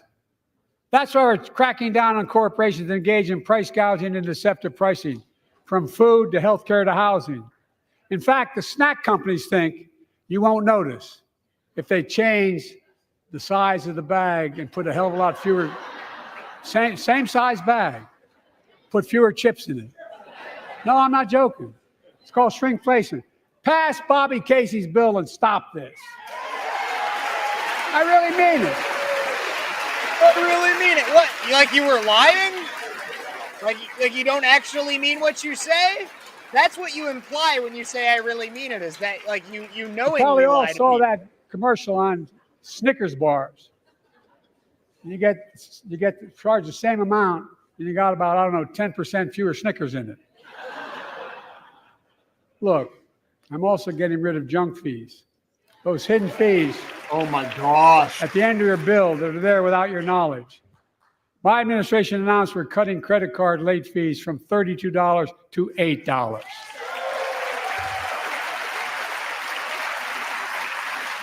Banks and credit card companies are allowed to charge what it costs them to instigate the collection. And that's more a hell of a lot like $8 and 30 some dollars. They don't like it. Credit card companies don't like it. But I'm saving American families $20 billion a year. With You're also using credit card companies to spy on us. Folks at home, that's why the banks are so mad. It's $20 billion in profit. I'm not stopping there. My administration has proposed rules to make cable, travel, utilities, and online ticket sellers tell you the total price up front so there are no surprises. It matters. I like that. It matters. And If so they did does that for this. Airbnb, that'd be great, actually. In November, my team began serious negotiation with a bipartisan group of senators. The result was a bipartisan bill with the toughest set of border security reforms we've ever seen. But he's talking about junk Oh, you don't think so? before immigration. Oh, you don't like that bill, huh? That conservatives got together and said it was a good bill? I'll be darned. That's amazing. He That sounds like bipartisan bill would a hire grandpa. 1,500 more like a security agents and officers, 100 more immigration judges to help tackle the backload of 2 million cases, 4,300 more asylum officers, and new policies so they can resolve cases in 6 months instead of 6 years now.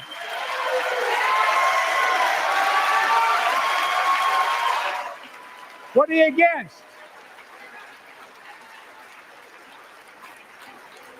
100 more high-tech drug detection machines to significantly increase the ability to screen and stop vehicles smuggling fentanyl into America. That's killing thousands of children. All right. This bill would save lives. Mention Lincoln Riley And right in here. order to the border. Mention Lincoln Riley. It will also give me and any new president new emergency authority to temporarily shut down the border when the number of migrants at the border is overwhelming. The Border Patrol Union has endorsed this bill. The Federal Chamber of Commerce is, yeah. You're saying low. Look at the facts. I know. What facts are you looking at? I know you know how to read. I'm not convinced you do, Joe. I believe that given the opportunity for a majority in the House and Senate would endorse the bill as well, a majority right now. But unfortunately, politics has derailed this bill so far. I'm told my predecessor called members of Congress in the Senate to demand they block the bill. He feels political win. He viewed it as a political win for me and a political win for him. It's not about him. It's not about me. I'd be a winner, not really. I'd be a winner, not really? No. Did you hear MTG just said, talk about Lincoln Riley? Listen. Lincoln Riley, an innocent young woman who was killed by an illegal. That's right. But how many of thousands of people being killed by illegals? To her parents, I say, my heart goes out to you, having lost children myself. I understand. But look, if we change the dynamic at the border, people pay these smugglers $8,000 to get across the border because they know if they get by and let into the country, it's 6 to 8 years before they have a hearing. And it's worth taking the chance of the $8,000.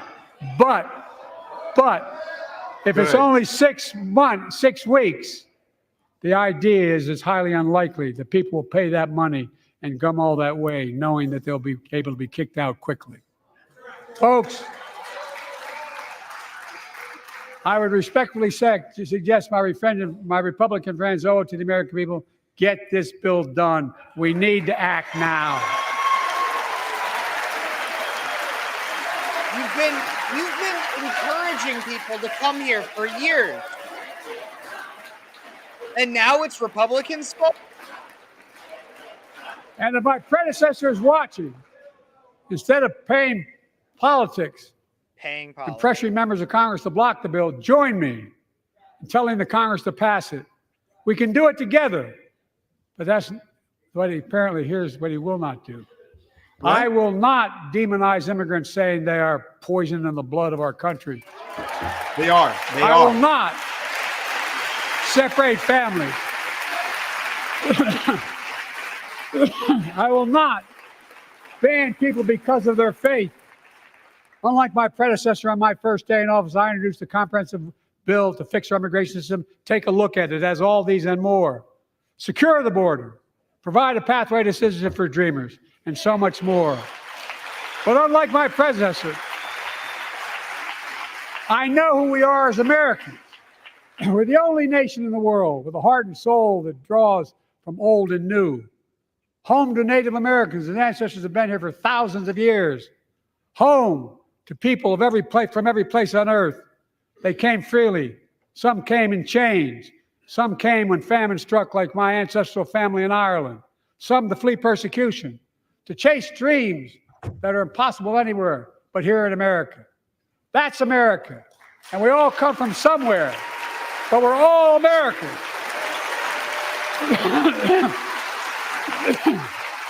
He's giving out. He's got to wrap it up. This is going to be almost it.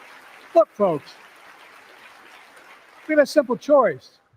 We can fight about fixing the border, or we can fix it.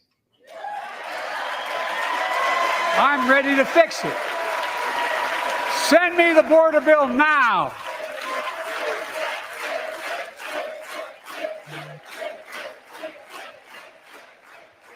A transformational moment in history happened 59 years ago today in Selma, Alabama. Hundreds of foot soldiers for justice marched across the Edmund Pettus Bridge, named after the Grand Dragon of the Ku Klux Klan, to claim their fundamental right to vote. They were beaten, they were bloody, and left for dead. Our late friend and former colleague, John Lewis, was on that march. We miss him.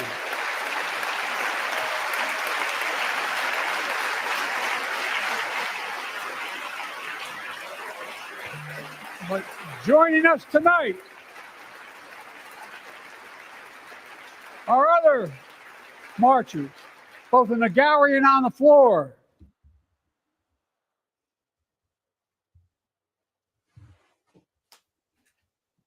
I think I froze. I'm so sorry. Here we go.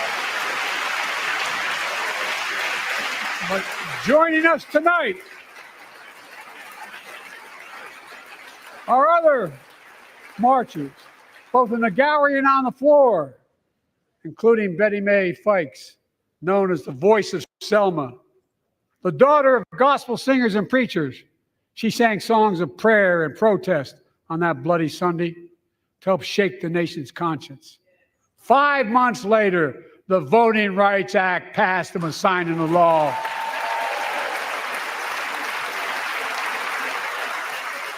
Thank you. Thank you, thank you, thank you.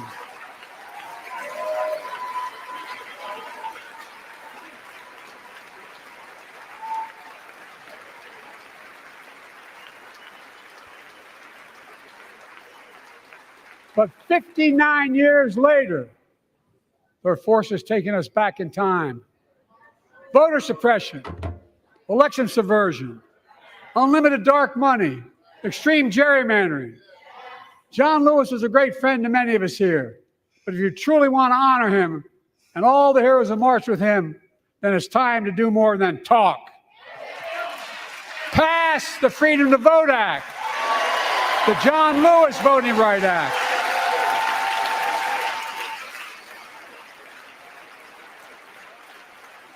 Oh my God. And stop denying another core value of America, our diversity across American life. Banning books, it's wrong. Instead of erasing history, let's make history. I want to protect fundamental rights. Pass the Equality Act. And my message to transgender Americans, I have your back. Pass the PRO Act for workers' rights. Raise the federal minimum wage because every worker has the right to a decent living more than $7 an hour. That's such a bad idea. Oh my gosh. We're also making history by confronting the climate crisis, not denying it. Oh my God. I don't think any of you think there's no longer a climate crisis. There isn't a climate. And taxes won't fix I'm it. taking the most significant action ever on climate in the history of the world. I'm cutting our carbon emissions in half by 2030, creating tens of thousands of clean energy jobs, like the IBW workers building and installing 500,000 electric vehicle charging stations. Conserving 30% of America's lands and waters by 2030. And taking action on environmental justice, fence line communities smothered by the legacy of pollution. And patterned after the Peace Corps and AmeriCorps, I launched the Climate Corps to put 20,000 young people to work in the forefront of our clean energy future. I'll triple that number in a decade.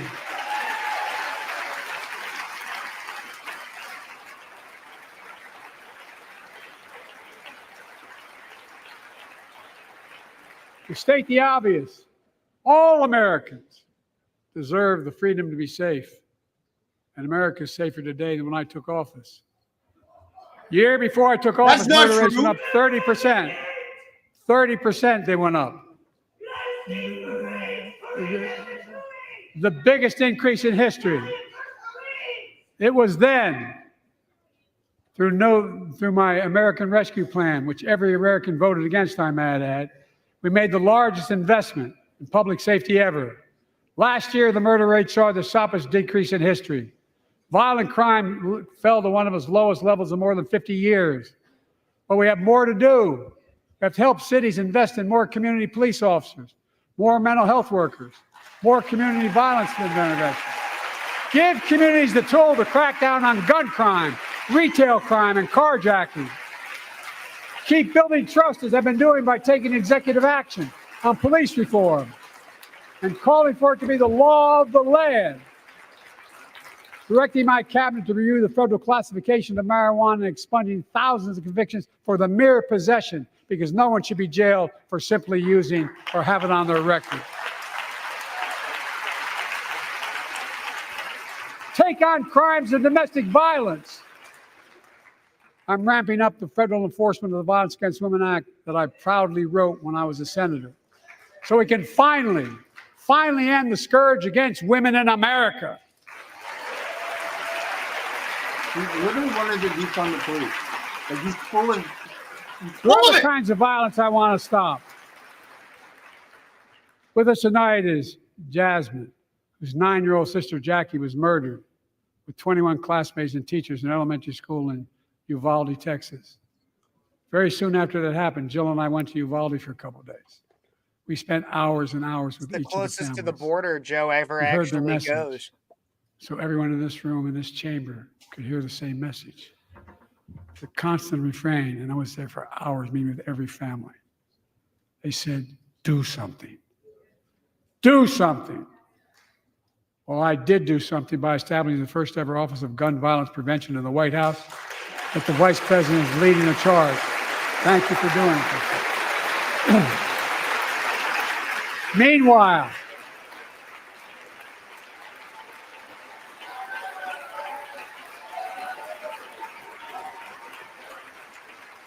Meanwhile, my predecessor told the NRA he's proud he did nothing on guns when he was president. After another shooting in Iowa recently, he said, when asked what to do about it, he said, just get over it. That's not true. There's his quote, just get over it. That's not true. I say, stop it. Stop it, stop it, stop it.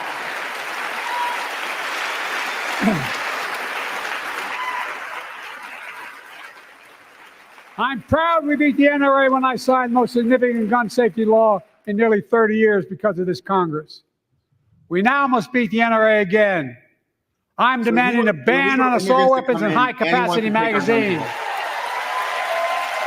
Pass universal background checks. None of this. I taught the Second Amendment for 12 years. None of this violates the Second Amendment or vilifies responsible gun owners. It absolutely does. You know, as we manage challenges at home, we're also managing crises abroad, including in the Middle East.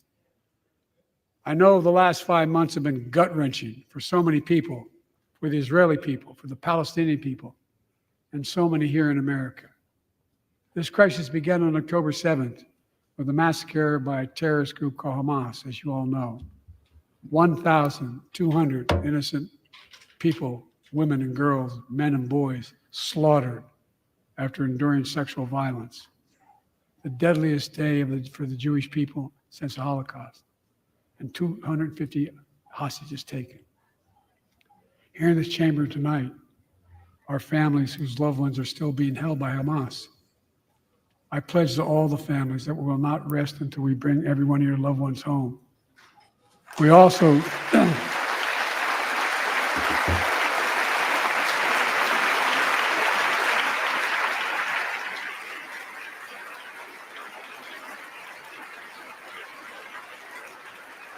we will also work around the clock to bring home Evan and Paul, Americans being unjustly detained by the Russians and others around the world.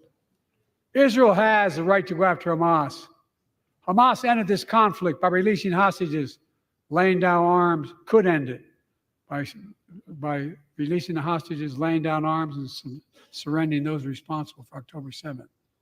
But Israel has Israel has an added burden because Hamas hides and operates among the civilian population like cowards, under hospitals, daycare centers, and all the like.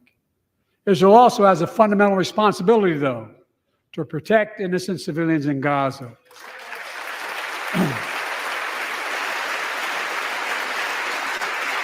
This war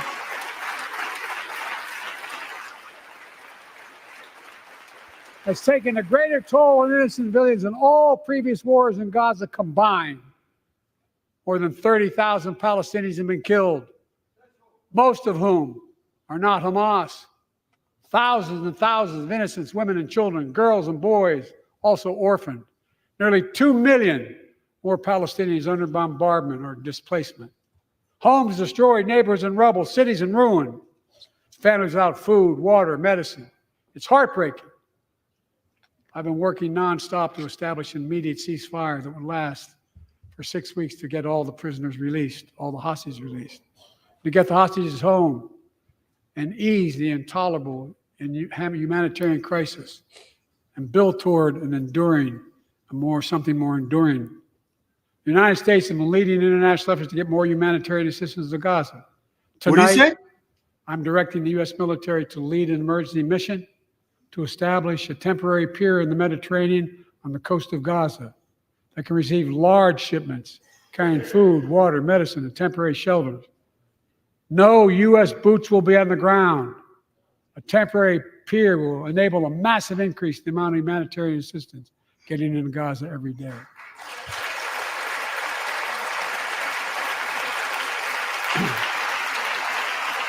And Israel must do its part. Israel must allow more aid into Gaza to ensure humanitarian workers aren't caught in the crossfire. They're announcing they're going to have a crossing in northern Gaza. To the leadership of Israel, I say this: humanitarian assistance cannot be a secondary consideration or a bargaining chip. Protecting and saving innocent lives has to be a priority. As we look to the future, the only real solution to the situation is a two-state solution over time.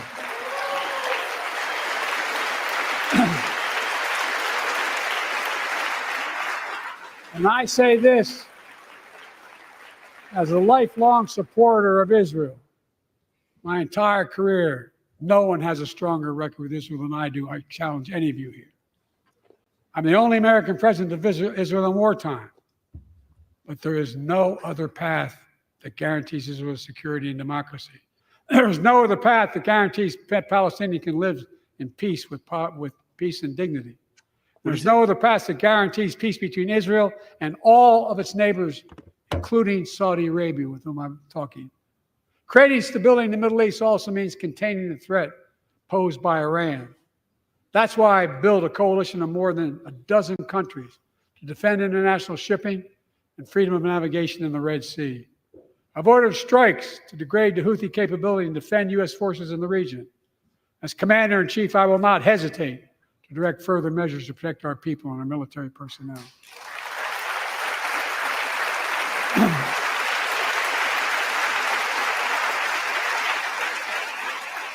For years, I've heard many of my Republican and Democratic friends say that China is on the rise and America is falling behind.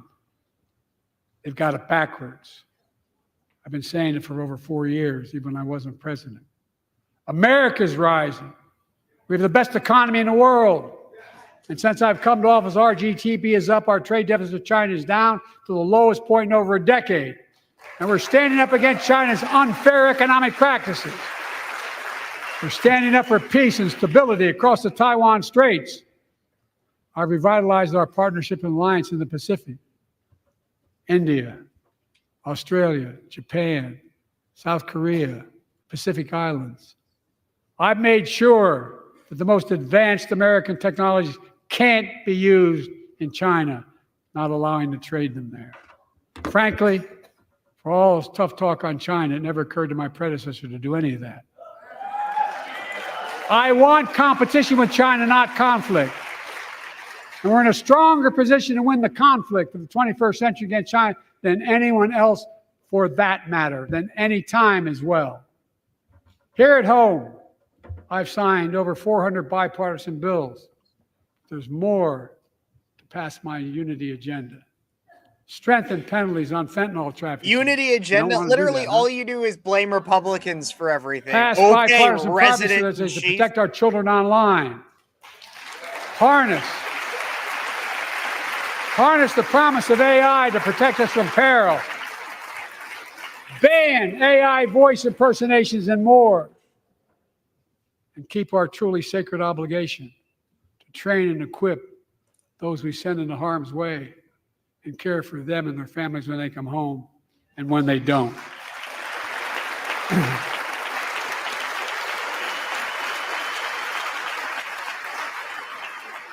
That's why the song Support and Help of Dennis and the VA, I signed the PACT Act.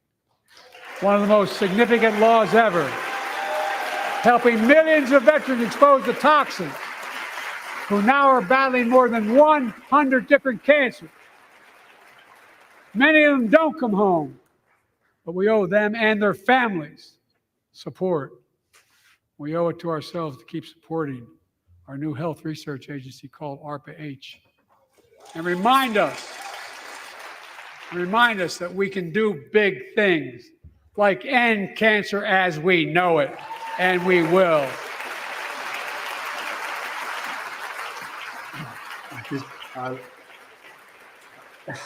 Guys, I'm having a hard time. I'm having a really hard time. Let me close with this. Yay! Everybody's cheering that he's going to be done. And nobody's like, oh man, we I know really you want to hear wanted any more, more. Lindsay, but I got to say a few more things. I know it may not look like it, but I've been around a while. When you get to be my age, certain things become clearer than ever. I know the American story. Again and again, I've seen the contest between competing forces in the battle for the soul of our nation. Between those who want to pull America back to the past and those who want to move America into the future. My lifetime has taught me to embrace freedom and democracy, a future based on core values that have defined America: honesty, decency, dignity, equality, decency, dignity, to respect everyone, to give everyone a fair shot, to give hate no safe harbor. Now, other people my age see it differently. The American story of resentment, revenge, and retribution, that's not me. I was born amid World War II when America stood for the freedom of the world. I grew up in Scranton, Pennsylvania, and Claymont, Delaware, among working class people who built this country. I watched in horror as two of my heroes, like many of you did, Dr. King and Bobby Kennedy, were assassinated. And their legacies inspired me to pursue a career in service. I left the law firm, became a public defender because my city of Wilmington was the only city in America occupied by the National Guard after Dr. King was assassinated because of the riots. And I became a county councilman almost by accident. I got elected to the United States Senate when I had no intention of running at age 29. Then vice president of our first black president. Now president to the first women vice president.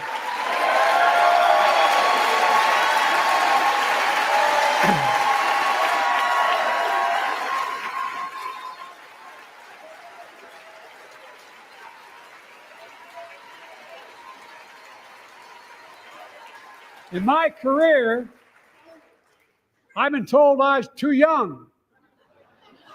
By the way, they didn't let me on the Senate elevators for votes sometimes. Not a joke. Not a joke. And I've been told I'm too old.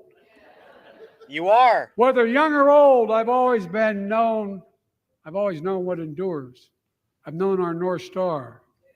The very idea of America is that we're all created equal, deserves to be treated equally throughout our lives. We've never fully lived up to that idea, but we've never walked away from it either. And I won't walk away from it now. I'm optimistic. I really am. I'm optimistic, Nancy.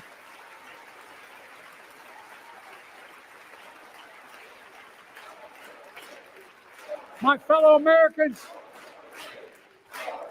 the issue facing our nation isn't how old we are, it's how old are our ideas. Hate, anger, revenge, retribution are the oldest of ideas. But you can't lead America with ancient ideas. It'll only take us back. You lead America, the land of possibilities. You need a vision for the future and what can and should be done. Tonight you've heard mine. I see a future where defending democracy, you don't diminish it. I see a future where we restore the right to choose and protect our freedoms, not take them away. I see a future where the middle class finally has a fair shot and the wealthy have to pay their fair share in taxes. He looks like he's in pain. I see a future where we save the planet from the climate crisis and our country from gun violence. Above all, I see a future for all Americans. I see a country for all Americans. And I will always be president for all Americans because I believe in America. I believe in you, the American people. You're the reason we've never been more optimistic about our future than I am now. Immigrants are. Let's build the future together. Let's remember who we are. We are the United States of America. And there is nothing beyond our capacity. Oh, he just said that a while ago. Same thing. God bless you all, and may God protect our troops. Thank you, thank you, thank you. Wow. Oh my God. That was really hard to watch. Very hard to watch. Let's see how it kind of ends out here. If there's anything interesting, we see Mike Johnson up there. He didn't rip the speech. That's good. He didn't rip the speech. Correct. Could take off the clown cam now. I wonder how a Joe Biden handshake is. I bet you it's probably cold, clammy, not real firm, just soft like gelatin, Yeah. Sardine bones. Absolutely. Well, Ty Smith, great to have you on here today. Also meet Gentry Jeevers, who is also a member of Breakaway USA with myself. Ty Smith is a longtime friend of mine, Gentry, who I used to produce his show when it was on the radio in Central Illinois. And here we are today on YouTube, Twitch, Twitter, Rumble, Facebook, a lot of different places, and I see a lot of fun people in the comments. Thank you for joining everybody today to talk about what's going on with the State of the Union, that we currently have It's obviously not great. And before we get into some kind of recaps and everything, and I'm going to start going through Twitter to see what everybody's talking about. I want to discuss, or I want to remind everybody to make sure go check out myself on YouTube and everywhere at Speechless Kev. It's right down there. Check out Gentry at Gentry Jeevers, at Modern Renaissance Man. That's Ty Smith right in the middle, and at Breakaway USA. Good podcasting network of a lot of good conservatives. But Ty, let's start with you since you joined a little bit later. What are your thoughts on the State of the Union? What did you think the State of the Union was? And now that you watched it, what do you think the State of the Union is? It was a state of delusion is what it was. State of the Union. Man, look, y'all know I'm unbiased, okay? Joe Biden was on some good stuff tonight. I'm not talking about him talking to his talking points, y'all. I'm talking about whatever they juiced that dude up with. What the heck was that? Because he has some energy tonight. I want to know what it is. Maybe whatever they gave him is the stuff he was talking about that's going to help get rid of cancer. Maybe that's what it was they gave him. Because, dude, he was going. But one thing that stuck out, and I was just waiting for it to happen. I never once, I might be wrong because I didn't hear the whole thing. I don't think I heard him mention Lincoln Riley's name. He did, but he said Lincoln. He said Lincoln. I'll pull up that clip, the highlight. I'm sure that one's going around on Twitter. I'm positive that one's going around on Twitter. I'll find it. Maybe that was his accent. Maybe he said Lincoln, but he's country, so he said Lincoln. I have no idea. Country? Do you know where this man's from? He's from like the Northeast. He's Scranton, Pennsylvania, and Delaware. There's no chance. Yeah, in fact, Lincoln Riley is trending right now. I'm not even kidding. So I'll pull up this clip right here. Because I just found it. It's like I said, Lincoln Riley is literally trending right now. We can pull this up full screen here.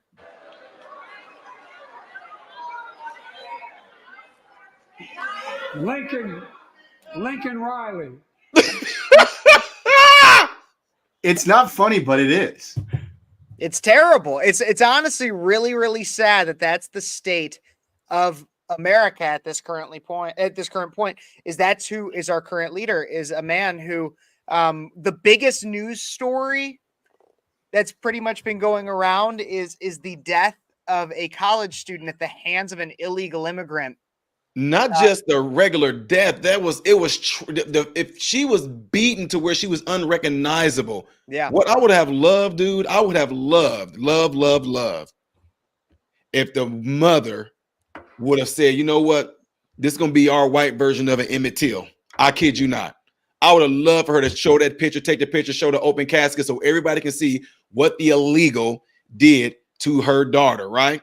Mm-hmm. But I don't think, I'm not going to lie. I am surprised at the fact that he did say Lincoln. That lets me know that Joe Biden has not heard this story until they gave him whatever they gave him right there for him to look at it.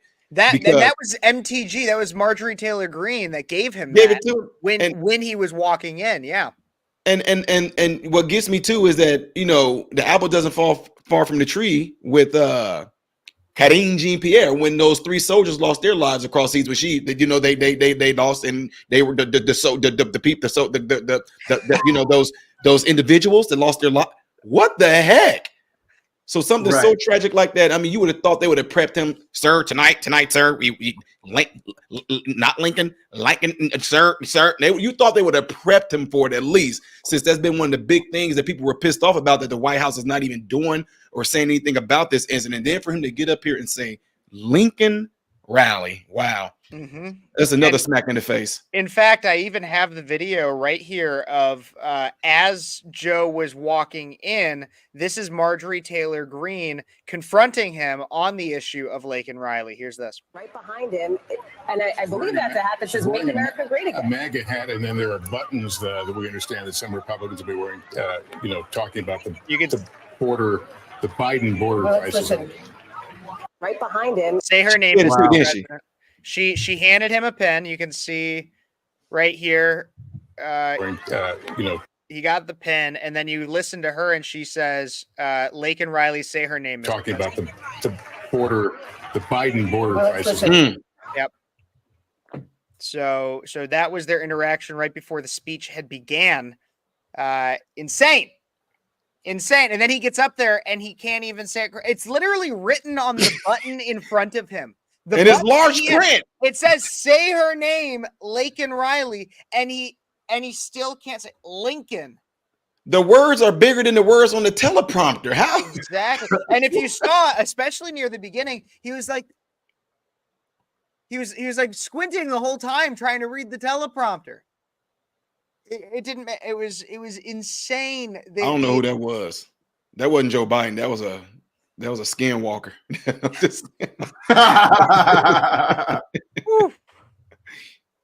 No, but I did something earlier on that, man, because what Marjorie just did, I did a video earlier today doing that same exact thing, saying how, why aren't we so pissed off that we don't have no organization? I mean, Kevin, why don't y'all have a, I'm being sarcastic. Why don't y'all have a white organization that would be able to go around and tout this girl and say, y'all need to go around saying her name. She needs to be on the back of T-shirts and jerseys of NBA players and football players for, because honestly, compared to Breonna Taylor, George Floyd, compared to who's that other psycho, Jacob Blake, the one who was getting ready to harm his kids and all that, their names get plastered all over the football team, jerseys and helmets and all that, as being heralded as some kind of heroes. But this girl literally was going to be the epitome of what a hero is by going into nursing school and helping save lives. And she gets nothing. And then today, I think you probably already know about this, the Democrats, all of them voted to where if an illegal happens to, okay, I'm going to be careful with, if an illegal deletes an American citizen, all Democrats voted that they don't want them to be deported. That's like a smack in the face of that girl's parents and family. All together. 170 Democrats today. Yes, I believe it. No, we don't think they should go back deported because they deleted one of our Americans. Yep. But if you shoot a black person, you turn out to be white. All hell breaking loose. We all look. That's what's wrong with this country. We can't get it. And correct me if I'm wrong. She seems to be a little bit browner than Nikki Haley, so she should qualify. Maybe. Another thing that I noticed a lot during this, and it's actually a political tactic they talk about in political science classes in college, is that not once did Joe Biden say the name Trump. Not once did Joe Biden say the name Trump. No, he consistently referred to the former president as my predecessor or my opponent, things like that. It's usually considered a political tactic not to use the name of your opponent in an attempt to avoid giving them any more screen time, airtime, or advertising through even just the usage of their name. However, in this instance, it seemed not necessarily to actually have any weight to it, considering when you say my predecessor, we all know who you're talking about, Joe. What did you guys think of that? Did you guys notice that? I did notice that. It's I don't think Trump said Nikki Haley's name either when he won after Super Tuesday. So I guess it works. Everyone knows who he's talking about, though. like not saying Trump's name might have actually been better because now we're talking about it. Exactly. And everyone's going to talk about it. Yeah, I think him not saying Nikki Haley's name that night too is like everybody knew who it was, but quite honestly, because of how competitive I am, I would be like, why would I say the name of a person that was not in competition with me? Like, this was, what was she doing? I would have kept on referring to her as she. Or you could just misgender and just say he. Or better yet, my brown opponent. That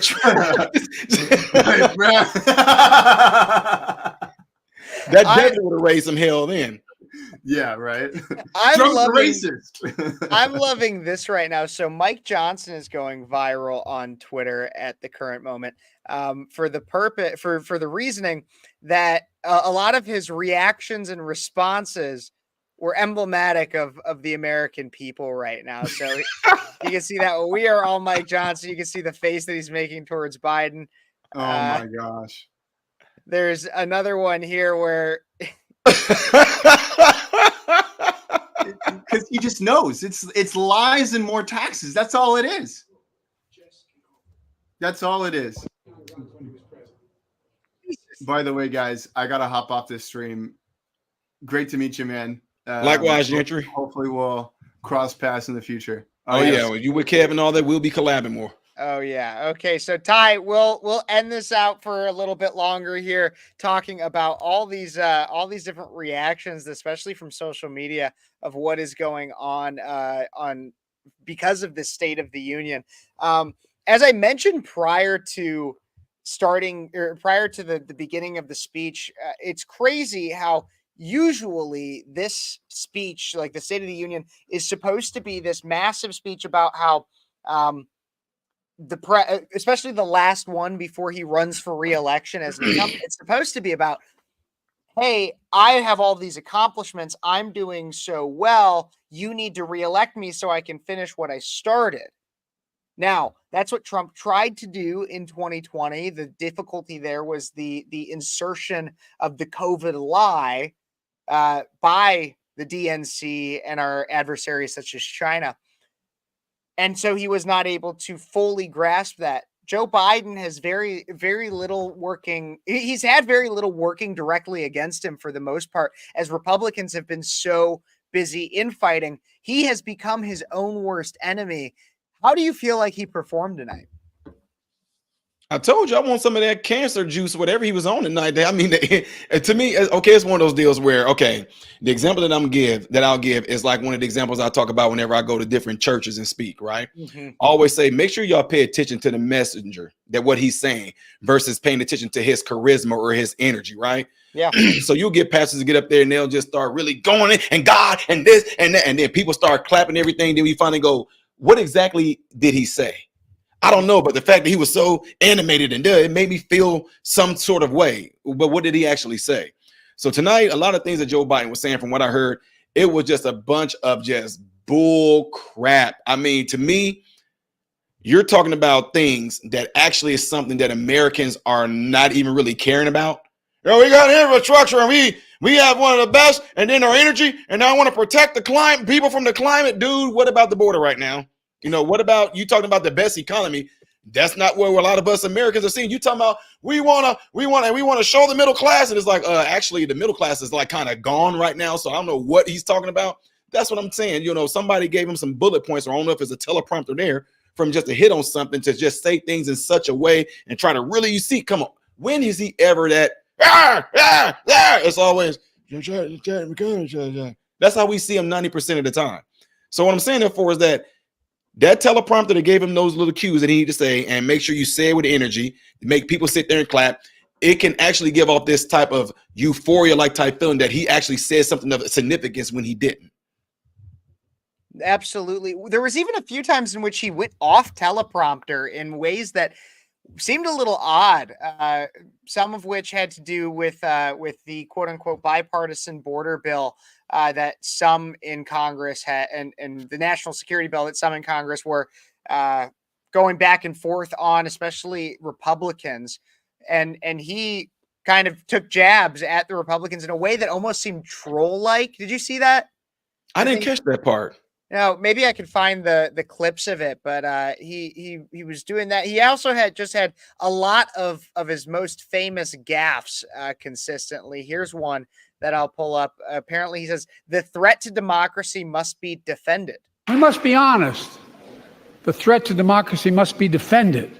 Threat to democracy must be defended. See, there were so many of these kinds of clips, so many cringeworthy moments. What? To a point of which, and I believe there's even a thing on the Babylon Bee posted something like this. Let me see. While this Kev, where we just need. Did somebody should have put out an Amber Alert for a crazy old man yelling at the Capitol? Like that's bro. The Secret Service is like this. They got the ear. They got that little. They have that little prosthetic earpiece on his ear. The Secret Service, whoever was it. Stay with the teleprompter. God, stay with the teleprompter. Stop. No, don't look to the left or right. Stick with the teleprompter. Stick with the teleprompter. That's why. Because whenever he knows something not sticking, he'll go, no, I'm serious. He got off. Absolutely. I even look at some of these still shots that we're getting from this, like this one right here. That's what an amazing still shot. Look at Kamala's face. She's, look at my daddy. Look at I know. That's my daddy. And then we'll even check out Mike Johnson over there. He's like, who the hell is this guy? Like, who let this guy be the president? Like, that's his. Can we get it over with, please? Absolutely. Look, the clown show right here. Oh, this was so. A lot of people were commenting on how much he was yelling. Jesus. He seemed yelling. He was yelling at everybody. It was. And again, I can, understand. I can understand. Some people get a little, their surround sound goes up in volume if they're really trying to drive something home. But I can tell you again, whoever's watching right now, I know all of us go to different churches and things like that, but I'm gonna just give you all a tip of my experience, depending on what type of church you go to. Definitely in the Black church, and definitely in a lot of apostolic Pentecostal like type churches. It's almost learned that when the pastor or the preacher really starts to get loud, that's going to be the rest of the congregation's cue to stand up and clap. It's like clockwork. I mean, it's amazing that you see this in the political world as well. It's like some, and we're gonna get it done. Oh, y'all, hey, we supposed to stand up and clap at this part, y'all. This is what we're supposed to do. Absolutely. And here's really, because there's that. But what I'm really noticing too, especially based on what's trending on social media, is I predict Republican, at least as of right now, and I know a lot of people are predicting this, but they also said this for 2022. Republicans are going to win in November.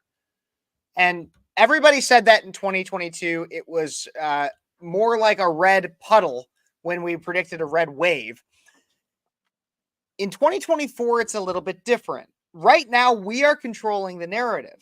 Joe Biden brought up all the things that people blamed our losses on 2022 on. He brought up January 6th. He brought up abortion. He brought up Trump, not by name, but he brought him up.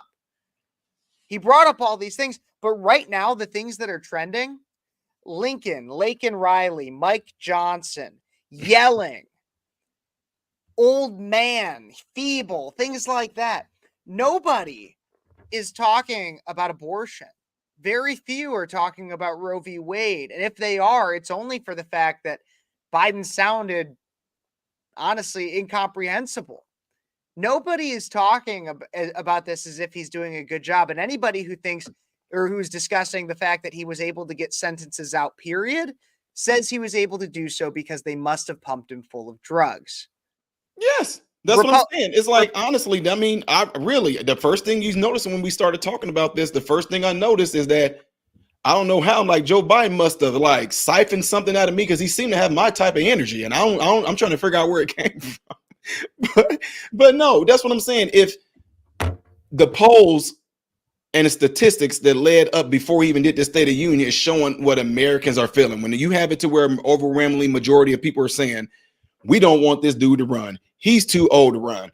Everybody got the the Her report of, oh, well, we don't really want to prosecute him because he's an elderly man with a bad memory.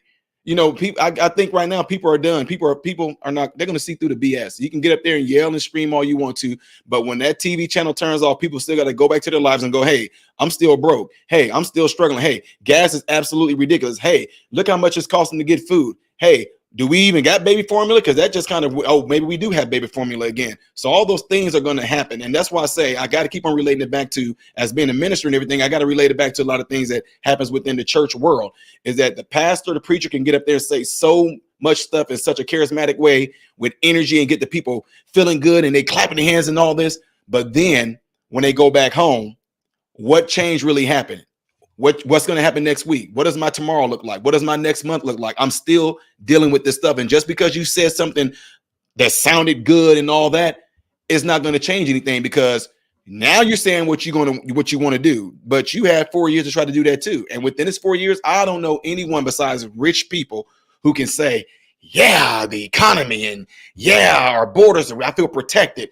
Yeah, the police and everything, the police are doing a great job, No, everybody's feeling the heat of just nothing more than them trying to push a narrative to divide us, to keep us angry, to go at each other's throat instead of going at the ones that's causing this issue of why we're at each other's throat.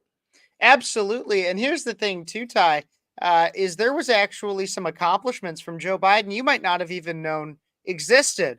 One of which is that the COVID-19 shot that a lot of people discuss and And I'm not allowed to say my real thoughts on it because otherwise it can get you kicked off of YouTube. But apparently, it actually cured cancer, according to Joe Biden. Listen to this. The vaccines that saved us from COVID are now being used to beat cancer, turning setback into Apparently, if you got the shot, you could have your cancer beat. Play that again. comeback. The vaccines that saved us from COVID are now being used to beat cancer, turning setback into comeback. Did you know that? What? Did you know that? Did you know What? that? I have not heard from Chicago to St. Louis and all our facilities. I have not heard one person say that. If anything, when we got our reports, we were finding that people who were completely clean, they were actually getting cancer as a result of the Fauci ouchie hokey pokey clot shot. So I have no. Now, not to say that a lot, no, to say that something like that can't happen, no, because it has been some studies like that, but it's a lot of things that go in, it's a lot of things that go into a situation like, I'm trying to slow down because you know when I get excited, that Jamaican ancestry cadence come out. But anyway, I know you do. Dude, for him to make a statement like that, I wonder if fact checkers going to come out on him. Oh, maybe they're not going to do it now, Kev, because if you happen to get that C19 now, now all you got to do is treat it like it's the flu or just a severe cold now. I don't know if you knew that. Yeah, no, I saw that. Yeah, now it's just the flu. And I asked the question, just like I asked this question on my show on Sunday, is I said, what changed? The vaccine, as we know, its effectiveness is in question, is like, I believe what I'm allowed to say. Its effectiveness is in question. It didn't really stop any type of spread. The CDC admitted that. COVID itself has not gotten less COVID-y. So what changed? You want to know what changed? Is they're trying to make it seem like everything's fine. Back in 2020, they wanted to control you, make you miserable, make you depressed because they wanted to install a different president. And what did they do? Just that. And how's the country doing? Not very well. Yeah, that's what I'm saying. All the people that are listening right now, I know on one side, I know you guys all seen. Matter of fact, let me say this real quick. Those of you that are in my channel right now, there's 230 of some odd of you folks in here. Make sure y'all hit the like button right now. Make sure you guys, y'all see this, y'all see it right down here. Speeches with Kev Phares. Go over there and subscribe to my guy. Definitely put out content. Young guy, but he definitely has his head on straight when it comes to this. He sees through the bull crap and will call the bull crap as it is. I will not be telling you guys this if it was not true. So go over there and check out Kev at Speechless with Kev Phares on his YouTube channel. Go over there and do it right now. You guys are seeing me on my side, but go over to his side and do that. So, dude, here's the thing, man. Joe Biden just made this thing. I don't know if you still got that video pulled up right now. The one you just played. Yes, I got that one. Just play that beginning part for me because you know I'm like keen on certain things in my small ears. Check this out. I got you. The vaccine that saved us from COVID. Stop. The vaccine that saved us from COVID, ladies and gentlemen. How? Yeah, okay, I know how to talk around this. So, ladies and gentlemen, something that will save you, you need to have a backup plan. You need to have a plan A, B, C, D, E, F, G, if y'all follow me. Because when you got A, that didn't save you, but B probably would. When you go and get B, B didn't do it either. So now you got to go and do C. Well, C didn't do it either. Now you got to move on to D. So all I'm saying is that when he just made that statement right there, to those of you that may be listening, I'm not hating on anybody that if you did what you did because you thought it was best for you and your family, I'm not knocking you. But all I'm saying is there was a group of people back in the day. I'm not one of them, but Kev, you might have had this when you was a young man too. I'm pretty sure your parents might have had this done for you. A lot of people got the measles, mumps, and rubella. I didn't know that everybody, once you got that measles, mumps, and rubella, I didn't know that y'all needed a B, C, D, E, F, G, H, I, J, K after that. So all I'm saying, if that supposedly saved you from it, why were you getting it again and again and again and again and again and again? And now it's to the point to where it's like, oh, you know what? Just if you get it, whether you are vaxxed or not, just treat it like the flu. Yeah, it's Y'all whatever. got. All I'm saying is the ones that took the Fauci hokey pokey clot shot, no hate on y'all, but y'all got. Absolutely. Anybody, and there's still people out there that are wearing masks too. I see it. I see it all over. And I'm actually really happy. I'm really happy when I see somebody wearing a mask. Like my initial reaction is like, why would you do that? But then I get really happy. You want to know why? Because then I know the people that I just don't want to be around. It's like having like it honestly. Well, wait now. You're being maskist. You're being maskist. Oh, it gets better, Ty. It gets better. Don't worry. It's almost as like if you were to go to prison and you were to see the people with the Nazi right on their forehead or something. It's like, oh, okay. I know the people that I don't need to be around because if I get too close to them, they might go off on me. Yeah. And to the ones that are watching, I want to know, to the ones that are watching too, because, we definitely always have trolls and everything. But to the ones that are so, all you, who y'all are, the ones that were, I have on my mask. Guess what else, John? I got something you don't got. I got a Vax card. Look at my Vax card. It allows me to go into the restaurant. It allows me to get on the airplane, Ty. I can go into the grocery store. I can get first in line. I can go and do all these things because I got my Vax card. I can go into the bars. I can go into the stores. You can't go into there because I got my Vax card. Question. How's that Vax card working out for all of y'all right now? I just want to know. How is it working? It's like, dude, this is what I get so like pissed off about some of these folks about this stuff for is that y'all really think because you just listen, slow down, Ty. Do y'all idiots really think because you have something called a car insurance card that card is going to save you if you went off a bridge? What is the card going to do? So all you ones that were so proud to have your card again, how's that working out for y'all? What is it doing for y'all now? I mean, can you go swipe it somewhere? Did it give you 10% off of gas? Like, what is it doing for y'all now? Well, this is right here. I had a doctor's initial. What did it do for y'all? Because guess what? Some people did get like gift cards and shit. Kev, there was not one place, when I went to go do these speaking engagements, there was not one plane I couldn't get on, and I didn't do any of these things. A lot of this stuff folks don't even realize was by word of mouth. Even when they put it on the news, if you don't get that Vax card, you're not going to be allowed to fly. People didn't even know that was BS. Well, if you get on, I was on the airplane, and I remember when I went to the Candace Owens show, I pissed some people off on the plane. Yeah. And you know how I am, my type of personality. We sit on the plane, pull my mask down. Oh, sir, you can't have your mask down unless you're drinking or eating. Okay, can I get a pack of peanuts? They gave me some peanuts. You know how you get a peanut without the shell on it, and you can actually split the peanut? Mm-hmm. Dude, I split the peanut, had two halves. Then I took that half and split it. I put it in my mouth and I made sure I chewed ever so slowly, counting 100 times before it turned to peanut butter in my mouth before I swallowed 1/4 of the peanut. I did that the whole entire flight, and I just had folks looking at me. And I guess what I did? When they did that, I looked at them and went, I did it right back at them. Don't, I'm not the one. I'm not going to sit there. Oh, I'm so sorry. I shouldn't be. I'm sorry. The peanut kind of got a little, yeah. Dude, I did the exact same thing when I was going on flights. I went to the McDonald's. If you've ever flown in O'Hare and you've flown on American Airlines, there's like 2-3 McDonald's that are within their terminal, and there's a main one, and it was right by my terminal. And so I went right by my departure gate. And so I went there and I got a large Coke. I got the largest one I could possibly get. And I just kept sipping on it the whole time.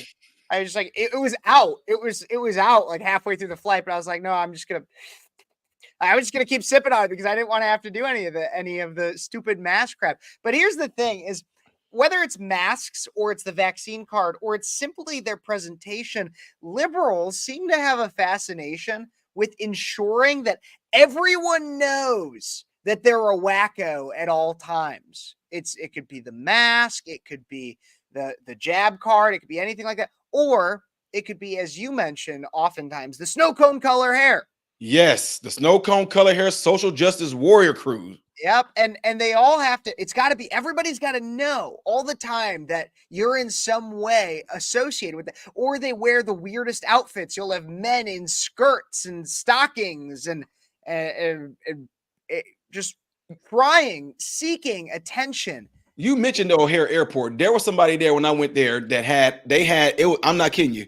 It was like a drawstring with some holes drilled in the side of a Hawaiian punch, big jug thing. Yeah. And they had that around their head with a mask on. Then their friend had literally on a yellow hazmat outfit at the O'Hare Airport. I'm just sitting there like, man, this, you know what though? This was, I'm thinking like, this is some of the craziest stuff in the world. But then at the same time, I kid you not, I always ask God for wisdom and a lot of times in things like this. Mm-hmm. It literally showed me that there are some people out there who have like the intellect, brain size of a goose, to where they can be that easily manipulated to do such extremes, man. People were fighting over tissue for the C-19. It just blew my mind. It just showed me that there are some really crazy people out there with like they're just seem to be brainless and can be easily manipulated. It's crazy. Somebody say it's me. I'm the goose. You were the goose? No, but I mean, as far as like, but overall though, tonight, like I said, if people always say things like what a positive I would take away from this is that that's probably the most energetic I've ever seen Joe Biden. That's there we go. Because people always want to say, can you at least say one positive thing? He looked very energetic. That mask that skinwalker is wearing of Joe Biden's really put on a show. Really put on a show. His You're face right. was tight. Look, I thought he had wrinkles in his forehead and stuff. Where did they go? And he didn't say a single thing. Here's the other positive you can look at. He didn't say a single thing about the racial jungle. You know, or that you ain't black if you don't know who you're voting for. Yeah. He didn't bring anything. He didn't say. I thought he might have just pulled out some good old racial slurs. He didn't do that. He also didn't mention. Did he say, "Come on, man"? Did he do any of that? He did do. No joke. It's not a joke. He did that one time. Okay. Now, what about when you showed that video of Marjorie Taylor handing him that button, and there was a black woman next to her. He didn't have like no fried chicken for her, or nothing. I don't think he had any of that. He didn't even mention anything about 7-Elevens. This is one of my favorite Joe Biden quotes of all time. I don't know if you've ever heard this one, but he says, you can't work at a 7-Eleven or a Dunkin' Donuts without a slight Indian accent. That's an actual quote from Joe Biden. One of my favorites. And that was like in 2012 that he said that. And I thought it was the funniest thing. You can't work at a 7-Eleven without a slight Indian accent. It just flows out so naturally. You're like, there it is. There it is right there. There it go. It came out, folks. Even when he brought the chicken to that black family, he was, I got you guys some chicken, but I don't want chicken. I got a hamburger. Whoa. It's like they're not worthy. I'm not about to eat no chicken with no noodles. I'm about to eat me a hamburger. I'm not doing this. But no, I mean, when he mentioned, which I still to this day, I did a video yesterday, Kev. I had people that sent emails about Ukraine and everything. Yeah. I literally had a live yesterday, and I wanted to give somebody a link. I wanted somebody to come on there and literally explain to me why the U.S. needs to support anything going on with Ukraine before supporting this country, and nothing came about it. So even tonight, Joe Biden briefly mentioned Ukraine, and I seen a few people clap when he said it, even if there were some Republicans. But I'm like, the only thing I can think of is that a lot of those people got their hands in it to where that money's coming back. Mm-hmm. It's coming back some shape, form, or fashion. Because I still to this day, I've reached out to here where we you get what I'm getting at, here where we reside in one of these presidents or one of these residents. Mm-hmm. There is a newspaper in town. I reached out for somebody to explain to me why we need to help Ukraine, and I still have not gotten an answer. You're not going to. That's the thing. And if you get an answer, it's going to be some crap like to protect democracy because Putin is a threat to democracy, and we need. They all sound like how a black comic imitates a white guy. That's how all these people sound. Exactly. We have to get out there. Ukraine are our friends. They're our allies. We need to help them. They need help now. Ladies and gentlemen, people are dying, babies are crying, and women are trying. And it is our duty to help the people of Ukraine. It is imperative. Oh, screw the border. No, we don't care about people getting killed. No, we don't care about Lake and Riley. No. We need to help Ukraine. It's what we need to do. If you don't help Ukraine, you're insane. G. Willikers, right? Then, yeah. No, but as we were talking a little bit about Joe Biden, and I know we'll probably wrap up soon here. It's getting a little late, but I wanted to bring up, and I've brought this clip up before because it was 10 plus years ago, probably about 12, 13 years ago, in which Robin Williams did a comedy sketch, rest his soul, where he talked about Joe Biden. And it's funny because it's just as relevant tonight after that State of the Union as it was back then. So everybody, just so you know, content warning, I believe he does curse in this, but take a look and listen to this clip. But now we still have comedy, though. We still have great comedy out there. There's always rambling Joe Biden. What the fuck? Joe says shit that even people with Tourette's go, no. What is going on? Joe is like your uncle who's on a new drug and hasn't got the dosage right. I'm proud to work with Barack America. He's not a superhero, you idiot. Come here. When FDR was on television, there was no TV back then. Come here, Joe. Sit down. Dude, I never seen that in my life. You never seen that? Holy smokes. Oh, I got to get over there and check that whole thing out.